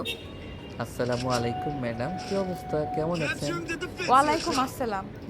অশেষ রহমতে সব কিছু মিলিয়ে ভালোই আছি। তুমি হঠাৎ এতদিন তো কোনো ফোন আজকে করলে না। লাজ আজকে এই নাই আজ তো কেন ফোন ই করেছো? আলবাল নাই তো খালি রিটেল আইটি একটা কাজে ব্যস্ত ছিলাম। উল্টা উল্টা তাই তাহলে যাবে আপনাকে যার ফোন একটা করা সাবজেক্ট যাই হোক, ওগো পরীক্ষা আপনার আজকে আম্মুর এখন কি তারপরে অবস্থা? মুন্ডি তো শেষ হয়েছে অপারেশন এক্সট্রা সাবজেক্ট সাকসেস হয়েছে তো? হ্যাঁ অবশ্যই, আল্লাহর অশেষ রহমতে আমার আম্মুর অপারেশন সাকসেস। আমার আম্মু এখন আল্লাহর অশেষ রহমতে অনেক ভালো আছেন। আল্লাহর কাছে লাখো কোটি শুকরিয়া। আর সেই মানুষটার জন্য অনেক অনেক শুভকামনা, যে মানুষটা দূর থেকে নিজের পরিচয় গোপন রেখে আমাদের এত বড় একটা সাহায্য করেছে, যার ঋণ আমরা সারা জীবনও শোধ করতে পারবো না। আচ্ছা ম্যাডাম, না ওগো ওগো মারা দা ওগো এই জেনে রুম আছে মুনে বুইতে বলান পেছ এনে কোন শুধু দে বলে বগলে এনে কোন কত লম্বা দেখা যায় বগলে যা জানি না সেই মানুষটা আমার সামনে এসে দাঁড়ালে আমি সেই মানুষটাকে কি উত্তর দেব। কিন্তু এতটুকু বলতে পারি, সে যে উপকারটা করেছে এটা কেউ কোনোদিন করতো না। আচ্ছা ঠিক আছে, রাখি তাহলে। এই বলে নীল কোনো উত্তরের অপেক্ষা না করে ফোনটা কেটে দিল। অপরদিকে নেহা আজকে লাস্ট আজকে সজাতে বাইছে কোন সজাই কাজ কেন করলে দেব সেবা করতে হয়। আজকে রিটেল আইটি তাছাড়া লোক তার না ছোট দেব বোন আজকে পড়াশোনা করে, সে তো আর তার মায়ের সেবা আজকে করতে লাস্ট পারে যে না। তাই চাকরি কিন্তু না দাদু করলে জাস্ট বেতন আসবে দেয় না, আমি চেক এটাই তো নাম জানা স্বাভাবিক। একটা তাই নিহার ফ্যামিলিকে খুবই একটা অর্থ কষ্টের মধ্যে পড়ে যেতে হয়েছিল। নিহা যে বাড়ি থাকতো ওই বাড়িটা তাদের ভাড়া নেওয়া ছিল। প্রতি মাসে ওই বাড়িতে থাকার জন্য তাদেরকে 5,000 টাকা বাড়ি ভাড়া দেওয়া লাগতো। কিন্তু গত 3 মাস যাবত যেহেতু নেহা কোনো বেতন পাচ্ছে না, তাই বাড়ি ভাড়া টাকা দিতে পারছিল না। সেদিন বিকেল বেলা বাড়িওয়ালা এসে বলল, তোমরা আগামী মাসে और सादा वो बदल की ভালো বেস্ট রে যদি হে বুক করে তোমার চাকরি তোমার চাকরি থেকে তো আর অন্য ভাড়াটে উঠাবো। প্লিজ আঙ্কেল, আপনি আমাদেরকে কয়টা দিন সময় দিন। আমরা তো এইভাবে হুট করে কোথাও চলে যেতে পারি না। তাছাড়া আপনি তো আমাদের অবস্থাটা দেখতেই পাচ্ছেন। আমার আম্মুর অপারেশনের কথা কতগুলো টাকা কেউ একজন দিয়ে গেল, সে টাকাগুলো না দিলে আমার আম্মুকে বাঁচাতে পারতাম না। তারপর আবার ওষুধের টাকাও দিয়েছে। এখন তো 3 মাস ধরে আমি আমার আম্মুর সেবা যত্ন করছি, ভার্সিটিতে যেতে পারি না। আর চাকরি না করলে টাকা কে দেবে? এইসব কথা আমি শুনতে চাই না, আর এইসব কথা শুনে প্রয়োজন নেই আমার। তোমরা ভাড়াটে বাড়িওয়ালা, আমার বাড়ি তো আমি তোমাদের থাকতে দেবো না। আমার বাড়িতে থাকতে হলে আমাকে ভাড়া দিতে হবে, সেটা তো তোমরা দিচ্ছ না। তাহলে তোমরা এখন থেকে চলে যাও। এই বলে নেহাকে আর কোনো কথা বলার সুযোগ না দিয়ে বাড়িওয়ালা সেখান থেকে চলে গেল। সেদিন রাতের বেলা নেহা প্রিন্সিপাল স্যারকে ফোন করলো আর বলল, স্যার আমাকে কি আমার বেতন থেকে কিছু টাকা অ্যাডভান্স করা যাবে? আমি তো আগামী মাস থেকে ডিউটিতে জয়েন করব, তারপর না হয় বেতন থেকে কেটে রাখবেন। আমি খুবই দুঃখিত নেহা, এটা আমাদের রুলসের মধ্যে নেই। তুমি চাইলে আমি 2-3 হাজার টাকা তোমাকে এমনি দিতে পারি, কিন্তু এতগুলো টাকা আমি তোমাকে দিতে পারবো না। স্যার প্লিজ একটু চেষ্টা করে দেখুন না, কোনোভাবে যদি সম্ভব হয়। আসলে বাড়িওয়ালা আজ আমাকে বলে গেছে 3 মাসের ভাড়া বাকি পড়ে আছে। যদি টাকাগুলো দিতে না পারি তাহলে আমাদেরকে বাড়ি ছেড়ে চলে যেতে হবে। কিন্তু কোথায় যাব বলেন? আচ্ছা ঠিক আছে, ফানিতে বিশ নাকি ফানিতে বিশ নাকি ঘরটা সে টাইম পাইলে আর ভালো নাকি ফানিতে রাইতে বলে টাপ তোর প্রিন্সিপাল বিশ্বলি স্যার রাইতে ফোনটা তখন কেটে জারাম দিয়ে সঙ্গে সঙ্গে নীলকে বিস্তার ফোন থেকে দিলেন। তো ভিডিও আসলে বিস্তার থেকে প্রিন্সিপাল খালি স্যার মজা টোটাল লাগবে বিষয়টাই জানতো। তিনি নীলকে ফোন দিয়ে সবটা খুলে বললেন। আর তখনই প্রিন্সিপাল স্যারের ফোনে নীল বিজে থস্ত না 20,000 ফানিটা টাকা মনে হয় পাঠিয়ে বিস্তার দিল থেকে এবং টেনশন সেটা না নেহাকে দিয়ে দিতে বলল।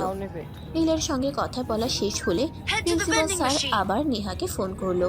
নেহা ফোনটা রিসিভ করে বলল, স্যার প্লিজ একটু চেষ্টা করুন না। আমি বলছি তো আমি আগামী মাস থেকে ডিউটিতে জয়েন করব। ওই মিউজিক দিয়ে লাগিয়ে দিলে তারপর আমার বেতন থেকে টাকাটা কেটে রেখে দিবেন। না ওই মিউজিকটা Please, ঠিকঠাক sir, ওই যে ফানি না ওই কিছু মিউজিকটা করুন। ফার্স্টে ঠিক আছে আচ্ছা ঠিক আছে, আমি ওটা লাগাম তোমাকে না তো। টাকাটা দিচ্ছি, কোনটা? কিন্তু আমার ব্যক্তিগত টাকা না এই হিডাই তো টাকাটা হিডাই তোমাকে ফার্স্টে ফাটা ফেরত নেই দিতে হবে এই না। থাকো গানটাতে আমি মিলবো তোমাকে ভাই হিসেবে তোমাকে এই না টাকাটা তুই যে বানাইলি ওই ভিডিওর মধ্যে দিবি না ফার্স্টে ডে এই রিংটং ঠিক আছে স্যার আপনি কেন এতগুলো টাকা আমাকে এমনি এমনি দিতে যাবেন? জানি ওইটাই হ্যাঁ, এই মুহূর্তে এই তোমার রিংটং কারণ ঠিক জানাটা তুমি খুব এই বেশি রিংটং মিলবো জরুরি নাকি?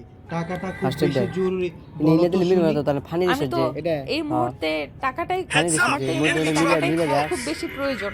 কারণ আমি টাকাটা মিলে না না পেলে কেন? বাড়িটা ছেড়ে দিতে হবে। আর বাড়ি না ছেড়ে এটা দিয়ে রিংটং কোথায় যাব? ছিলাম পুরো সুরান্ত আছে ঠিক সুরান্ত আছে, না তাহলে কাল তুমি আমার বাসা থেকে টাকাটা নিয়ে যেও, আমি আমার বউয়ের কাছে টাকাটা রেখে যাব। মিলাতে না কোদান ফানি দিছে না না থ্যাংক ইউ সো মাচ। মিলাতে না আল্লাহর কাছে অনেক অনেক দোয়া করি আল্লাহ যেন আপনাকে ভালো রাখেন। এই বলে নেহা ফোনটা কেটে দিল। আর পরদিন সকালবেলা প্রিন্সিপাল স্যারের বাসা থেকে টাকাটা নিয়ে আসলো আর বাড়িওয়ালার টাকাটা বুঝিয়ে দিল। কিন্তু এভাবে তার চলবে না, তাদের সংসার খরচ বলেও তো একটা জিনিস আছে।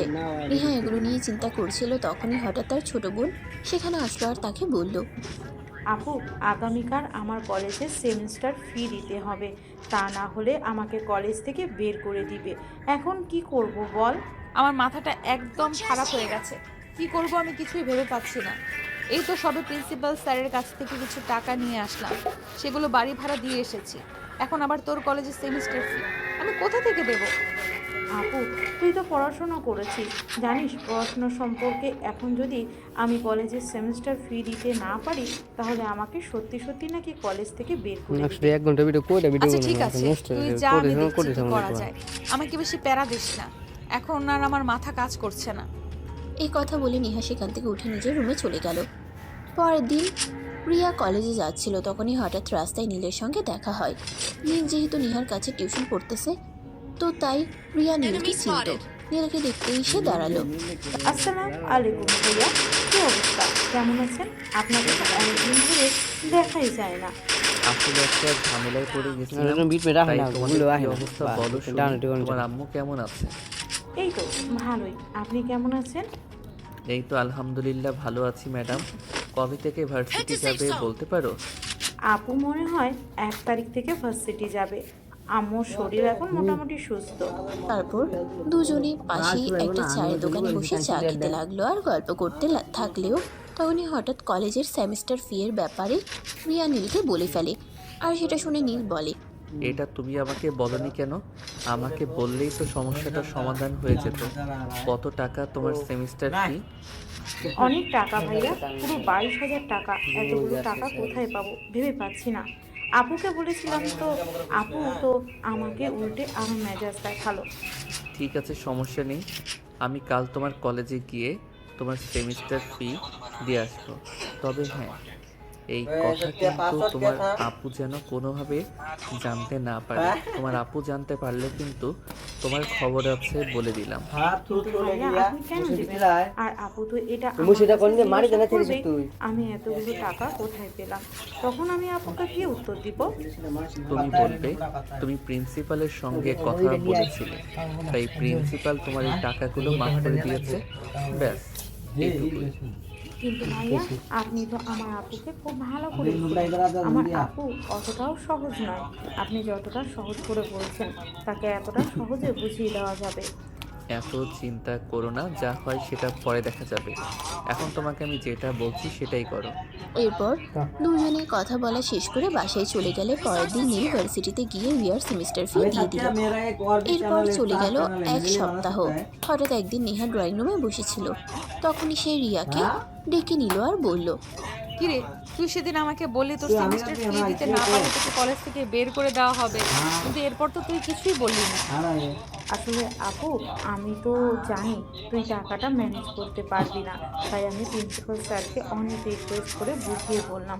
তারপর প্রিন্সিপাল স্যার আমার সেমিস্টার ফি মাফ করে দিল, বলল আমাকে সেমিস্টার ফি দিতে হবে না। কিন্তু তুই তো আমাকে বলেছিলি প্রিন্সিপাল বলেছে সেমিস্টার ফি দিতে না পারলে তোকে কলেজ থেকে বের করে দেবে। তাহলে প্রিন্সিপাল স্যার এত সহজে কিভাবে বিষয়টা মেনে নিল? আপু, আমি অনেক কান্নাকাটি করে প্রিন্সিপাল স্যারকে বিষয়টা বুঝিয়ে বলি, আর তারপর প্রিন্সিপাল স্যার বিষয়টা মেনে নেন। এইটুকুই। আচ্ছা ঠিক আছে, সমস্যা নেই, আমি আগামীকাল থেকে ভার্সিটিতে যাচ্ছি। তুই কিন্তু কলেজ টাইমের বাইরে কোনো টাইম ওয়েস্ট করবি না। কলেজ শেষ হলে সোজা বাসায় চলে আসবি। আম্মুর খেয়াল রাখবি। আম্মু কিন্তু এখনো পুরোপুরি সুস্থ হয়নি, এটা কিন্তু তোকে মাথায় রাখতে হবে। ওকে আপু, কোনো সমস্যা নেই, তুই কোনো চিন্তা করিস না। কলেজ শেষ হলে আমি সোজা বাসায় চলে আসবো। এরপর চলে গেল বেশ কিছুদিন। হঠাৎই নেহা তার বয়ফ্রেন্ডের সঙ্গে কথা বলে তার বয়ফ্রেন্ডকে বাড়িতে নিয়ে আসলো, আর তার আম্মুর সঙ্গে পরিচয় করিয়ে দিয়ে তাদের বিয়ের ব্যাপারে কথা বলল। তার আম্মু বিষয়টা মেনে নিল আর বিয়ের ব্যাপারে সিদ্ধান্ত নিল। কিছুদিনের মধ্যেই তাদের বিয়ে হবে। কথাটা রিয়ার কান পর্যন্ত করাতে বেশি সময় লাগলো না। রিয়া কথাটা জানতে পারলো আর তার আম্মুর কাছে গিয়ে বলল, আম্মু, আমার মনে হয় তোমরা ভুল কিছু সিদ্ধান্ত নিয়েছো। এই সিদ্ধান্ত নেওয়াটা তোমাদের জন্য কিন্তু একদমই ভালো হচ্ছে না, কারণ আপুকে অন্য একজন ভালোবাসে, যে আড়াল থেকে তোমাদের অনেক সহযোগিতা করে যাচ্ছে। কিন্তু কে সেই মানুষটা?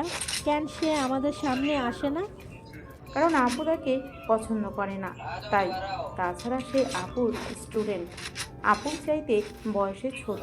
আপু তাকে মেনে নিচ্ছে না, তাই সে সামনে আসতে পারছে না। তাহলে তুই কেন এই বিষয়টা জানার পরও আমার সঙ্গে বলিসনি? আমি তো ওই ছেলেটার সঙ্গে কথা বলতাম, এমনকি ওই ছেলেটার ফ্যামিলির সঙ্গেও কথা বলতাম। যে ছেলেটা এত দূর থেকে আমাদের এত সহযোগিতা করে যাচ্ছে, তাকে তো এভাবে আমরা কষ্ট দিতে পারি না। তার ভালোবাসাকে আমরা এভাবে দূরে ঠেলে দিতে পারি না। আজ আমি তোমাকে সব সত্য কথা বলে দিই। আমি সব কিছুই জানতাম, কিন্তু আপু এগুলো নেবে না বলেই আমি তোমাকে বলিনি, কারণ আমি তোমাকে হারাতে চাই না। কিন্তু আবুকেও তুমি চেনো, সে তার জেদের কাছে কোনো কিছুকেই হার মানতে দেয় না, সেটা কোনোদিনই মেনে নিত না। আরে বাবা, এত কথা না বলে আসল মূল ঘটনা কি সেটা তো আমাকে বল। আম্মু, আসলে তোমার অপারেশনের টাকা থেকে শুরু করে তোমার কিডনি থেকে শুরু করে এখন পর্যন্ত যে টাকাগুলো আমাদের ঘরে এসেছে, সে সব টাকাই নীল ভাইয়া দিয়েছে। কি বলছিস তুই? এই কথাগুলো তুই আমাকে আগে কেন জানাসনি? তাহলে তো কখনই আমি এই বিয়ের সম্পর্কে কোনো কথাই বলতাম না। কারণ যেই ছেলেটা ভালোবাসার জন্য নিজের কিডনি দিয়ে দিতে পারে, সেই ছেলেটা আর যাই হোক একটা মেয়েকে কখনোই ঠকাতে পারে না। হ্যাঁ আম্মু, তাই তো আমি তোমাকে বলতে এলাম, যেটা হচ্ছে সেটা তুমি আটকাও, তা না হলে নীল ভাইয়া একদম শেষ হয়ে যাবে, কারণ সে তার ভালোবাসার মানুষকে কখনোই অন্য একজনের সাথে দেখতে পারবে না। আচ্ছা ঠিক আছে, তুই কোনো চিন্তা করিস না, আমি দেখছি কি করা যায়। যতটা সম্ভব এটা আটকানোর চেষ্টা করব। এই বলে নিহার আম্মু রিয়ার কাছ থেকে নীলের নাম্বারটা নিল আর সঙ্গে সঙ্গে নীলকে ফোন দিয়ে তাদের বাড়িতে ডেকে নিল আর তারপর সামনে বসিয়ে বলল, তুমি কেমন ছেলে বলো আমাকে শুনি। নিজের ভালোবাসার জন্য এত কিছু করছো, তাহলে এগুলো প্রকাশ করো না কেন? আন্টি আমি রিয়াকে ভালোবাসি, কিন্তু সে আমাকে একটু পছন্দ করে না।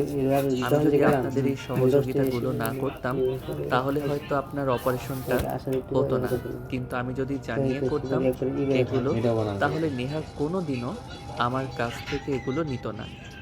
তুমি যখন আমার মেয়েটাকে এতই ভালোবাসো, তাহলে অন্তত একবার সেটা আমার সঙ্গে শেয়ার করা উচিত ছিল তোমার। আপনার শরীরটা ভালো ছিল না, আর তারপর কিছুদিন পরে জানতে পারলাম আপনার অপারেশন করা লাগবে। আপনি হসপিটালে ছিলেন, সেখানে আপনার সঙ্গে কথা বলা আমার কোনোভাবেই পসিবল ছিল না, তাই আমি একা একা সিদ্ধান্ত নিতে বাধ্য হয়েছিলাম। আপনি জানেন আমার ফ্যামিলিতে শুধুমাত্র আমার ছোট বোন ছাড়া এই ব্যাপারে কেউই কিছু জানে না। আর তাহলে তুমি কেমন ভালোবাসো আমার মেয়েকে, সেটা তুমি নিজেই চিন্তা করো। আন্টি, আপনি যদি বলেন আমার জীবনটা দিয়ে আপনার মেয়ের ভালোবাসা প্রমাণ করতে হবে, তাহলে আমি তাই করতে পারবো, কারণ এতটাই ভালোবাসি আপনার মেয়েকে। হ্যাঁ আম্মু, এতটাই ভালোবাসি। প্লিজ তুমি কিছু একটা করো, আপুকে এভাবে নীল ভাইয়াকে কষ্ট দিতে দিও না। ঠিক আছে, তোরা কোনো চিন্তা করিস না, আমি দেখছি কি করা যায়। এই বলে নেহার আম্মু নেহার রুমে গেলেন। গিয়ে দেখেন নেহা ব্যালকনিতে বসে তার বয়ফ্রেন্ডের সঙ্গে ফোনে কথা বলছে। নেহা তার আম্মুকে দেখতে পেয়ে ফোনটা কেটে দিল আর দাঁড়িয়ে বলল, কি ব্যাপার আম্মু, কি হয়েছে তোমার? কিছু লাগবে নাকি? কিছু লাগলে তুমি আমাকে বলতে, আমি দিয়ে আসতাম। তুমি আবার কেন কষ্ট করে এখানে আসতে গেলে? আসলে আমরা সবাই মিলে খুব বড় একটা ভুল সিদ্ধান্ত নিয়ে ফেলেছি, তাই আমাকে এখানে আসতে হলো। এসব তুমি কি বলছো? আমি তো বুঝতে পারছি না, খুলে বলো তো কি হয়েছে। অতঃপর নেহার আম্মু নেহাকে সবকিছু বলে বলল, তা আম্মু, আমি নিলয়কে ভালোবাসি, নিলয়কে ছাড়া অন্য কাউকে বিয়ে করতে পারি না। কিন্তু আমি অমা হয়ে সবকিছু জেনে শুনে তোমাকে এটা করতে দিতে পারি না, কারণ নীল তোমাকে ভালোবাসে আর তোমাকে ভালোবেসে বলে এই সব কিছু করেছে শুধু তোমাকে পাওয়ার জন্য, তোমাকে হারিয়ে ফেলার জন্য নয়। কিন্তু তারপরও আম্মু, তুমি বোঝার চেষ্টা করো, আমি একজনকে ভালোবাসি আর একজনকে ভালোবেসে অন্যজনের সঙ্গে সংসার করা আমার পক্ষে সম্ভব নয়।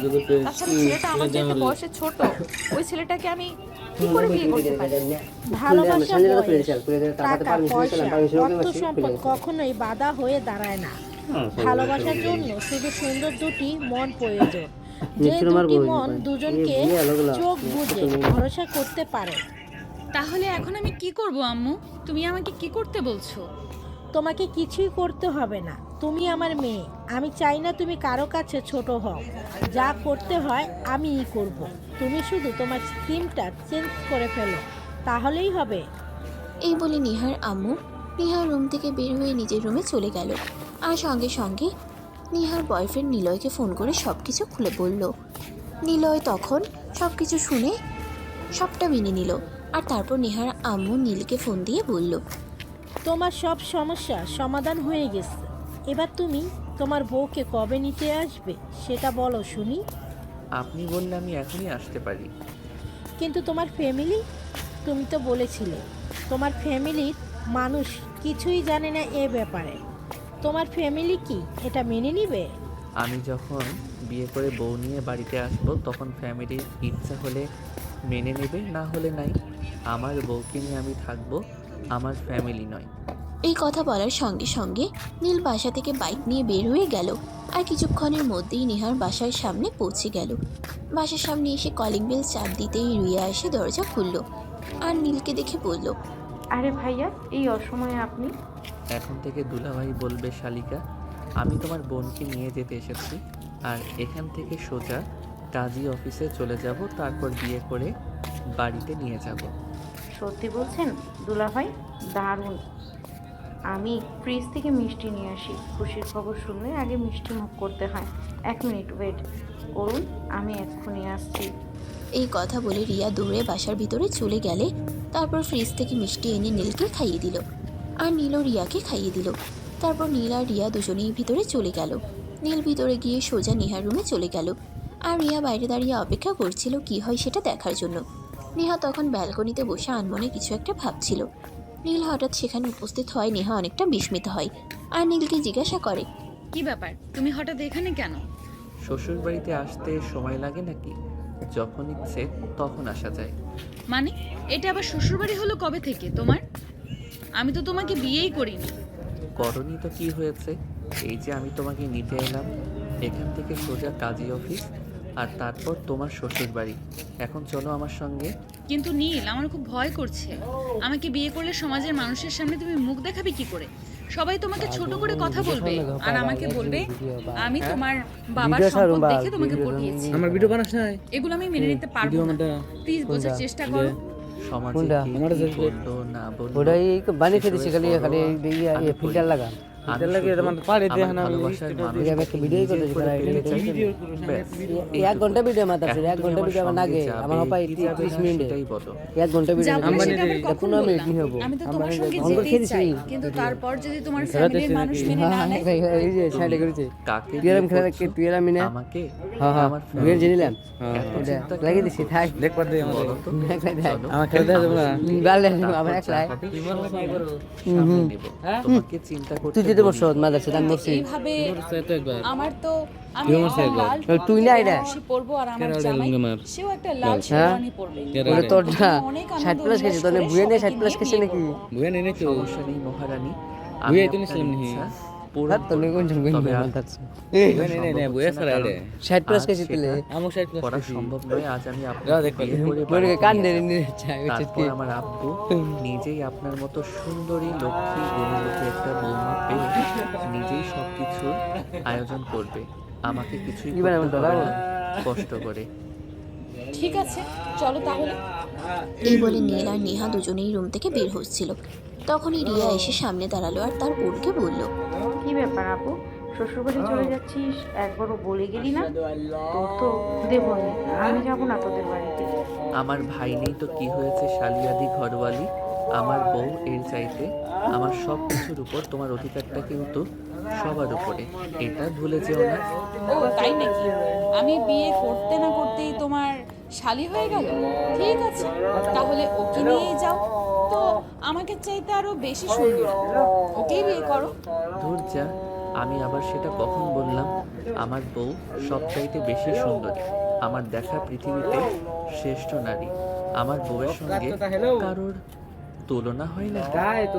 হ্যাঁ ভাইয়া, সত্যি আমার বোনের মতো একটা মেয়েকে বউ হিসেবে পাওয়া যে কোনো ছেলের জন্য প্রথমে তো ভাগ্যের একটা ব্যাপার। ইফেক্টন করে আপনি ইফেক্টন জানেন করে না, ইফেক্টন আমার আমার বাবা মারা গিয়েছে যখন ওই যে আসার আমরা দাও ওই যে ছোট আসার ছোট। দাও আমার মা ওই যে হুজুরের মধ্যে লাগা হুজুরের মধ্যে লাগা আমার সব আছে খালি ইফেক্টন না আর আমার আটা সব আছে সংসারটাকে সামলিয়ে রেখেছে। এ কি যে নাম আছে এনে না আমাদের প্লে স্টোর গুগলে ইউটিউবে কোনে ইফেক্ট যাইবো তো খালি ভিডিও রাখবে আমরা তার ভিডিও না একজন ভিডিওর বাইরে ভিডিও নীল আর নেহা বাসা থেকে বের হয়ে সোজা কাজে অফিসে চলে গেল আর সেখান থেকে বিয়ে করে একদম তার বাড়িতে এসে কলিং বেল চাপ দিতেই তার ছোট বোন রিমি এসে দরজা খুলে দিল আর তার সঙ্গে নেহাকে দেখে সে চিৎকার দিয়ে তার আম্মুকে ডাকতে লাগলো। না না আম্মু, আসলে এই গলা কোথায় তুমি? তাড়াতাড়ি আচ্ছা, এদিকে আসো, দেখো তোমার ছেলে তোমার জন্য পুত্রবধূ নিয়ে এসেছে। তোদের ফাজলামো আর গেল না, সবসময় শুধু ফাজলামোই করতে হবে। আমাকে কোথাও একটু শান্তি থাকতে দিস। মধ্যে না ওই যে এটার মধ্যে লাগাম না আর এটার মধ্যে লাস্ট লাগে যেমনি সত্যি বলছে, আমি তোমার জন্য পুত্রবধূ নিয়ে এসেছি, তাড়াতাড়ি এদিকে আসো। পুত্রবধূকে বরণ করে ঘরে তোলো। এই কথা শুনে নীলা লাগে আশ্চর্য হলেন। তিনি কিছুই ভাবতে পারছিলেন না। সাত পাঁচ চিন্তা করতে করতে তিনি নিচে আসলেন, এসে দেখলেন আরেকটা আছে আরেকটা অন্য আছে যে নিজে সে বাড়ি দিনেরই বেড়ে যায় এসেছে। এইসব চিন্তা করতে করতেই তিনি নেহাকে প্রশ্ন করলেন, এই মেয়েকে তুমি? নেহা তখন কোনো উত্তর না দিয়ে নীলের আম্মুকে সালাম করলো এটা তো ঠিক আর আছে তারপর বলল, এখন থেকে বাড়ির পুত্রবধূ শাশুড়ি এটা মা। লাগে দিন না না আমি তো কিছুই বুঝতে পারছি না। এই নীল কি হচ্ছে? এইসব ফাজলামোর মানে কি? আম্মু সত্যি বলছি, এটা তোমার পুত্রবধূ, আর আমরা একটু আগে কাজী অফিস থেকে বিয়ে করে তারপর এখানে এসেছি। এখন তুমি তোমার পুত্রবধূকে বরণ করে ঘরে তুলবে কিনা সেটাই বলো। সবকিছু নীলের আম্মুর মাথার উপর দিয়ে যাচ্ছে, তিনি কিছুই বুঝতে পারছেন না। তখনই রিমি তার আম্মুকে সবকিছু খুলে বলল আর সবকিছু শুনে তার আম্মু তো একদম হতবাক। আমার ছেলেটা এতটা বড় হয়ে গেছে আর আমি সেটাই বুঝতে পারলাম না। যাই হোক, ওয়েট করো, আমি মিষ্টি নিয়ে আসি। এই বলে নীলের আম্মু ঘরে গিয়ে মিষ্টি নিয়ে আসলো আর সবাইকে মিষ্টিমুখ করিয়ে নতুন বউকে ঘরে তুললো। আর অপরদিকে রিমি, নীল আর নেহার যেন বাসর ঘর তৈরি করে দিল। তারপর তার আম্মুর বিয়ের শাড়ি আর গহনাগুলো নেহাকে পরিয়ে নীলের রুমে দিয়ে আসলো। নীলের রুমে নিয়ে আসলো। এই নাও ভাবি, এটা আজ থেকে তোমার রুম। শুধু রুম কেন বলছি, পুরো বাড়িতেই তো তোমার অধিকার আছে। যাই হোক, তবে আমরা খুবই দুঃখিত তোমার শাশুড়ি মায়ের সব কিছু দিয়ে তোমাকে সাজাতে হলো বলে। ভাইয়া যদি আগে কিছু জানাতো তাহলে আমি নিজেই সব কিছু অ্যারেঞ্জ করতাম তোমার জন্য। ঠিক আছে ননদিনী, সমস্যা নেই, আমি এতেই খুশি আছি যে মানুষটা আমায় এতটা ভালোবাসে তার কাছ থেকে আমাকে কিছু চেয়ে নিতে হবে না। আমি আশা করি সে নিজের থেকেই আমার সব অপূর্ণ ইচ্ছা পূরণ করবে। হ্যাঁ, সেটা আর বলতে হয়। যাই হোক, আমি এখন আসি। Enjoy the night. এই কথা বলে রিমি সেখান থেকে চলে গেল। প্রায় 10 মিনিট পর নীল রুমে এসে প্রবেশ করলো। নেহা তখন নীলের কাছে গিয়ে তাকে পা ছুঁয়ে সালাম করতে যাবে, তখন নীল তাকে বুকের সঙ্গে মিশিয়ে নিল আর বলতে লাগলো, তোমার জায়গা আমার পায়ে নয়, আমার বুকে। তোমায় ভালোবাসি। তোমাকে আমি আমার বউ বানিয়ে বাড়িতে নিয়ে এসেছি, আমার দাসী বানিয়ে নয় যে তুমি আমার পায়ে থাকবে। এই ভালোবাসা থাকবে তো নাকি জানলা দিয়ে পালিয়ে যাবে? এই ভালোবাসা আজীবন থাকবে পাগলি। তোমায় ভালোবাসি বলেই তো এত কিছু করে তোমায় আমার করে নিয়েছি। এই বলে নীল নেহাকে আরো শক্ত করে নিজের বুকের সঙ্গে জড়িয়ে ধরল আর তার কপালে আলতো করে একটা ভালোবাসার পরশ এঁকে দিল। নেহা তখন নীলকে প্রশ্ন করলো, কেন এত ভালোবাসো আমায়? এমন কি আছে আমার মাঝে? জানি না কি আছে তোমার মাঝে, তবে তোমাকে দেখলেই আমার কেমন যেন একটা ফিলিংস হতো। তোমায় কাছে পেতে ইচ্ছে করতো, তোমায় জড়িয়ে ধরতে ইচ্ছে করতো, তোমায় ভালোবাসতে ইচ্ছে করতো। জানো, ভার্সিটিতে কত মেয়েরা আমার পেছনে লাইন মারতো, কিন্তু আমি কোনোদিন কোনো মেয়ের দিকে ফিরেও তাকাইনি। কিন্তু যেদিন তোমায় দেখলাম সেদিন থেকে আমার ভিতর কেমন যেন একটা অনুভূতি চলে আসলো। তাই তো তোমায় এতটা ভালোবাসি প্রিয়তমা। অতঃপর নীল নেহাকে কোলে তুলে নিয়ে বিছানায় চলে গেল আর সুখের রাজার রাজত্বে পা বাড়ালো। এইভাবেই শুরু হলো তাদের টিচার আর স্টুডেন্টের প্রেমের গল্প। তো ভিউয়ার্স, গল্পটি আপনাদের কাছে কেমন লেগেছে ছোট্ট একটা কমেন্টে জানাতে ভুলবেন না কিন্তু।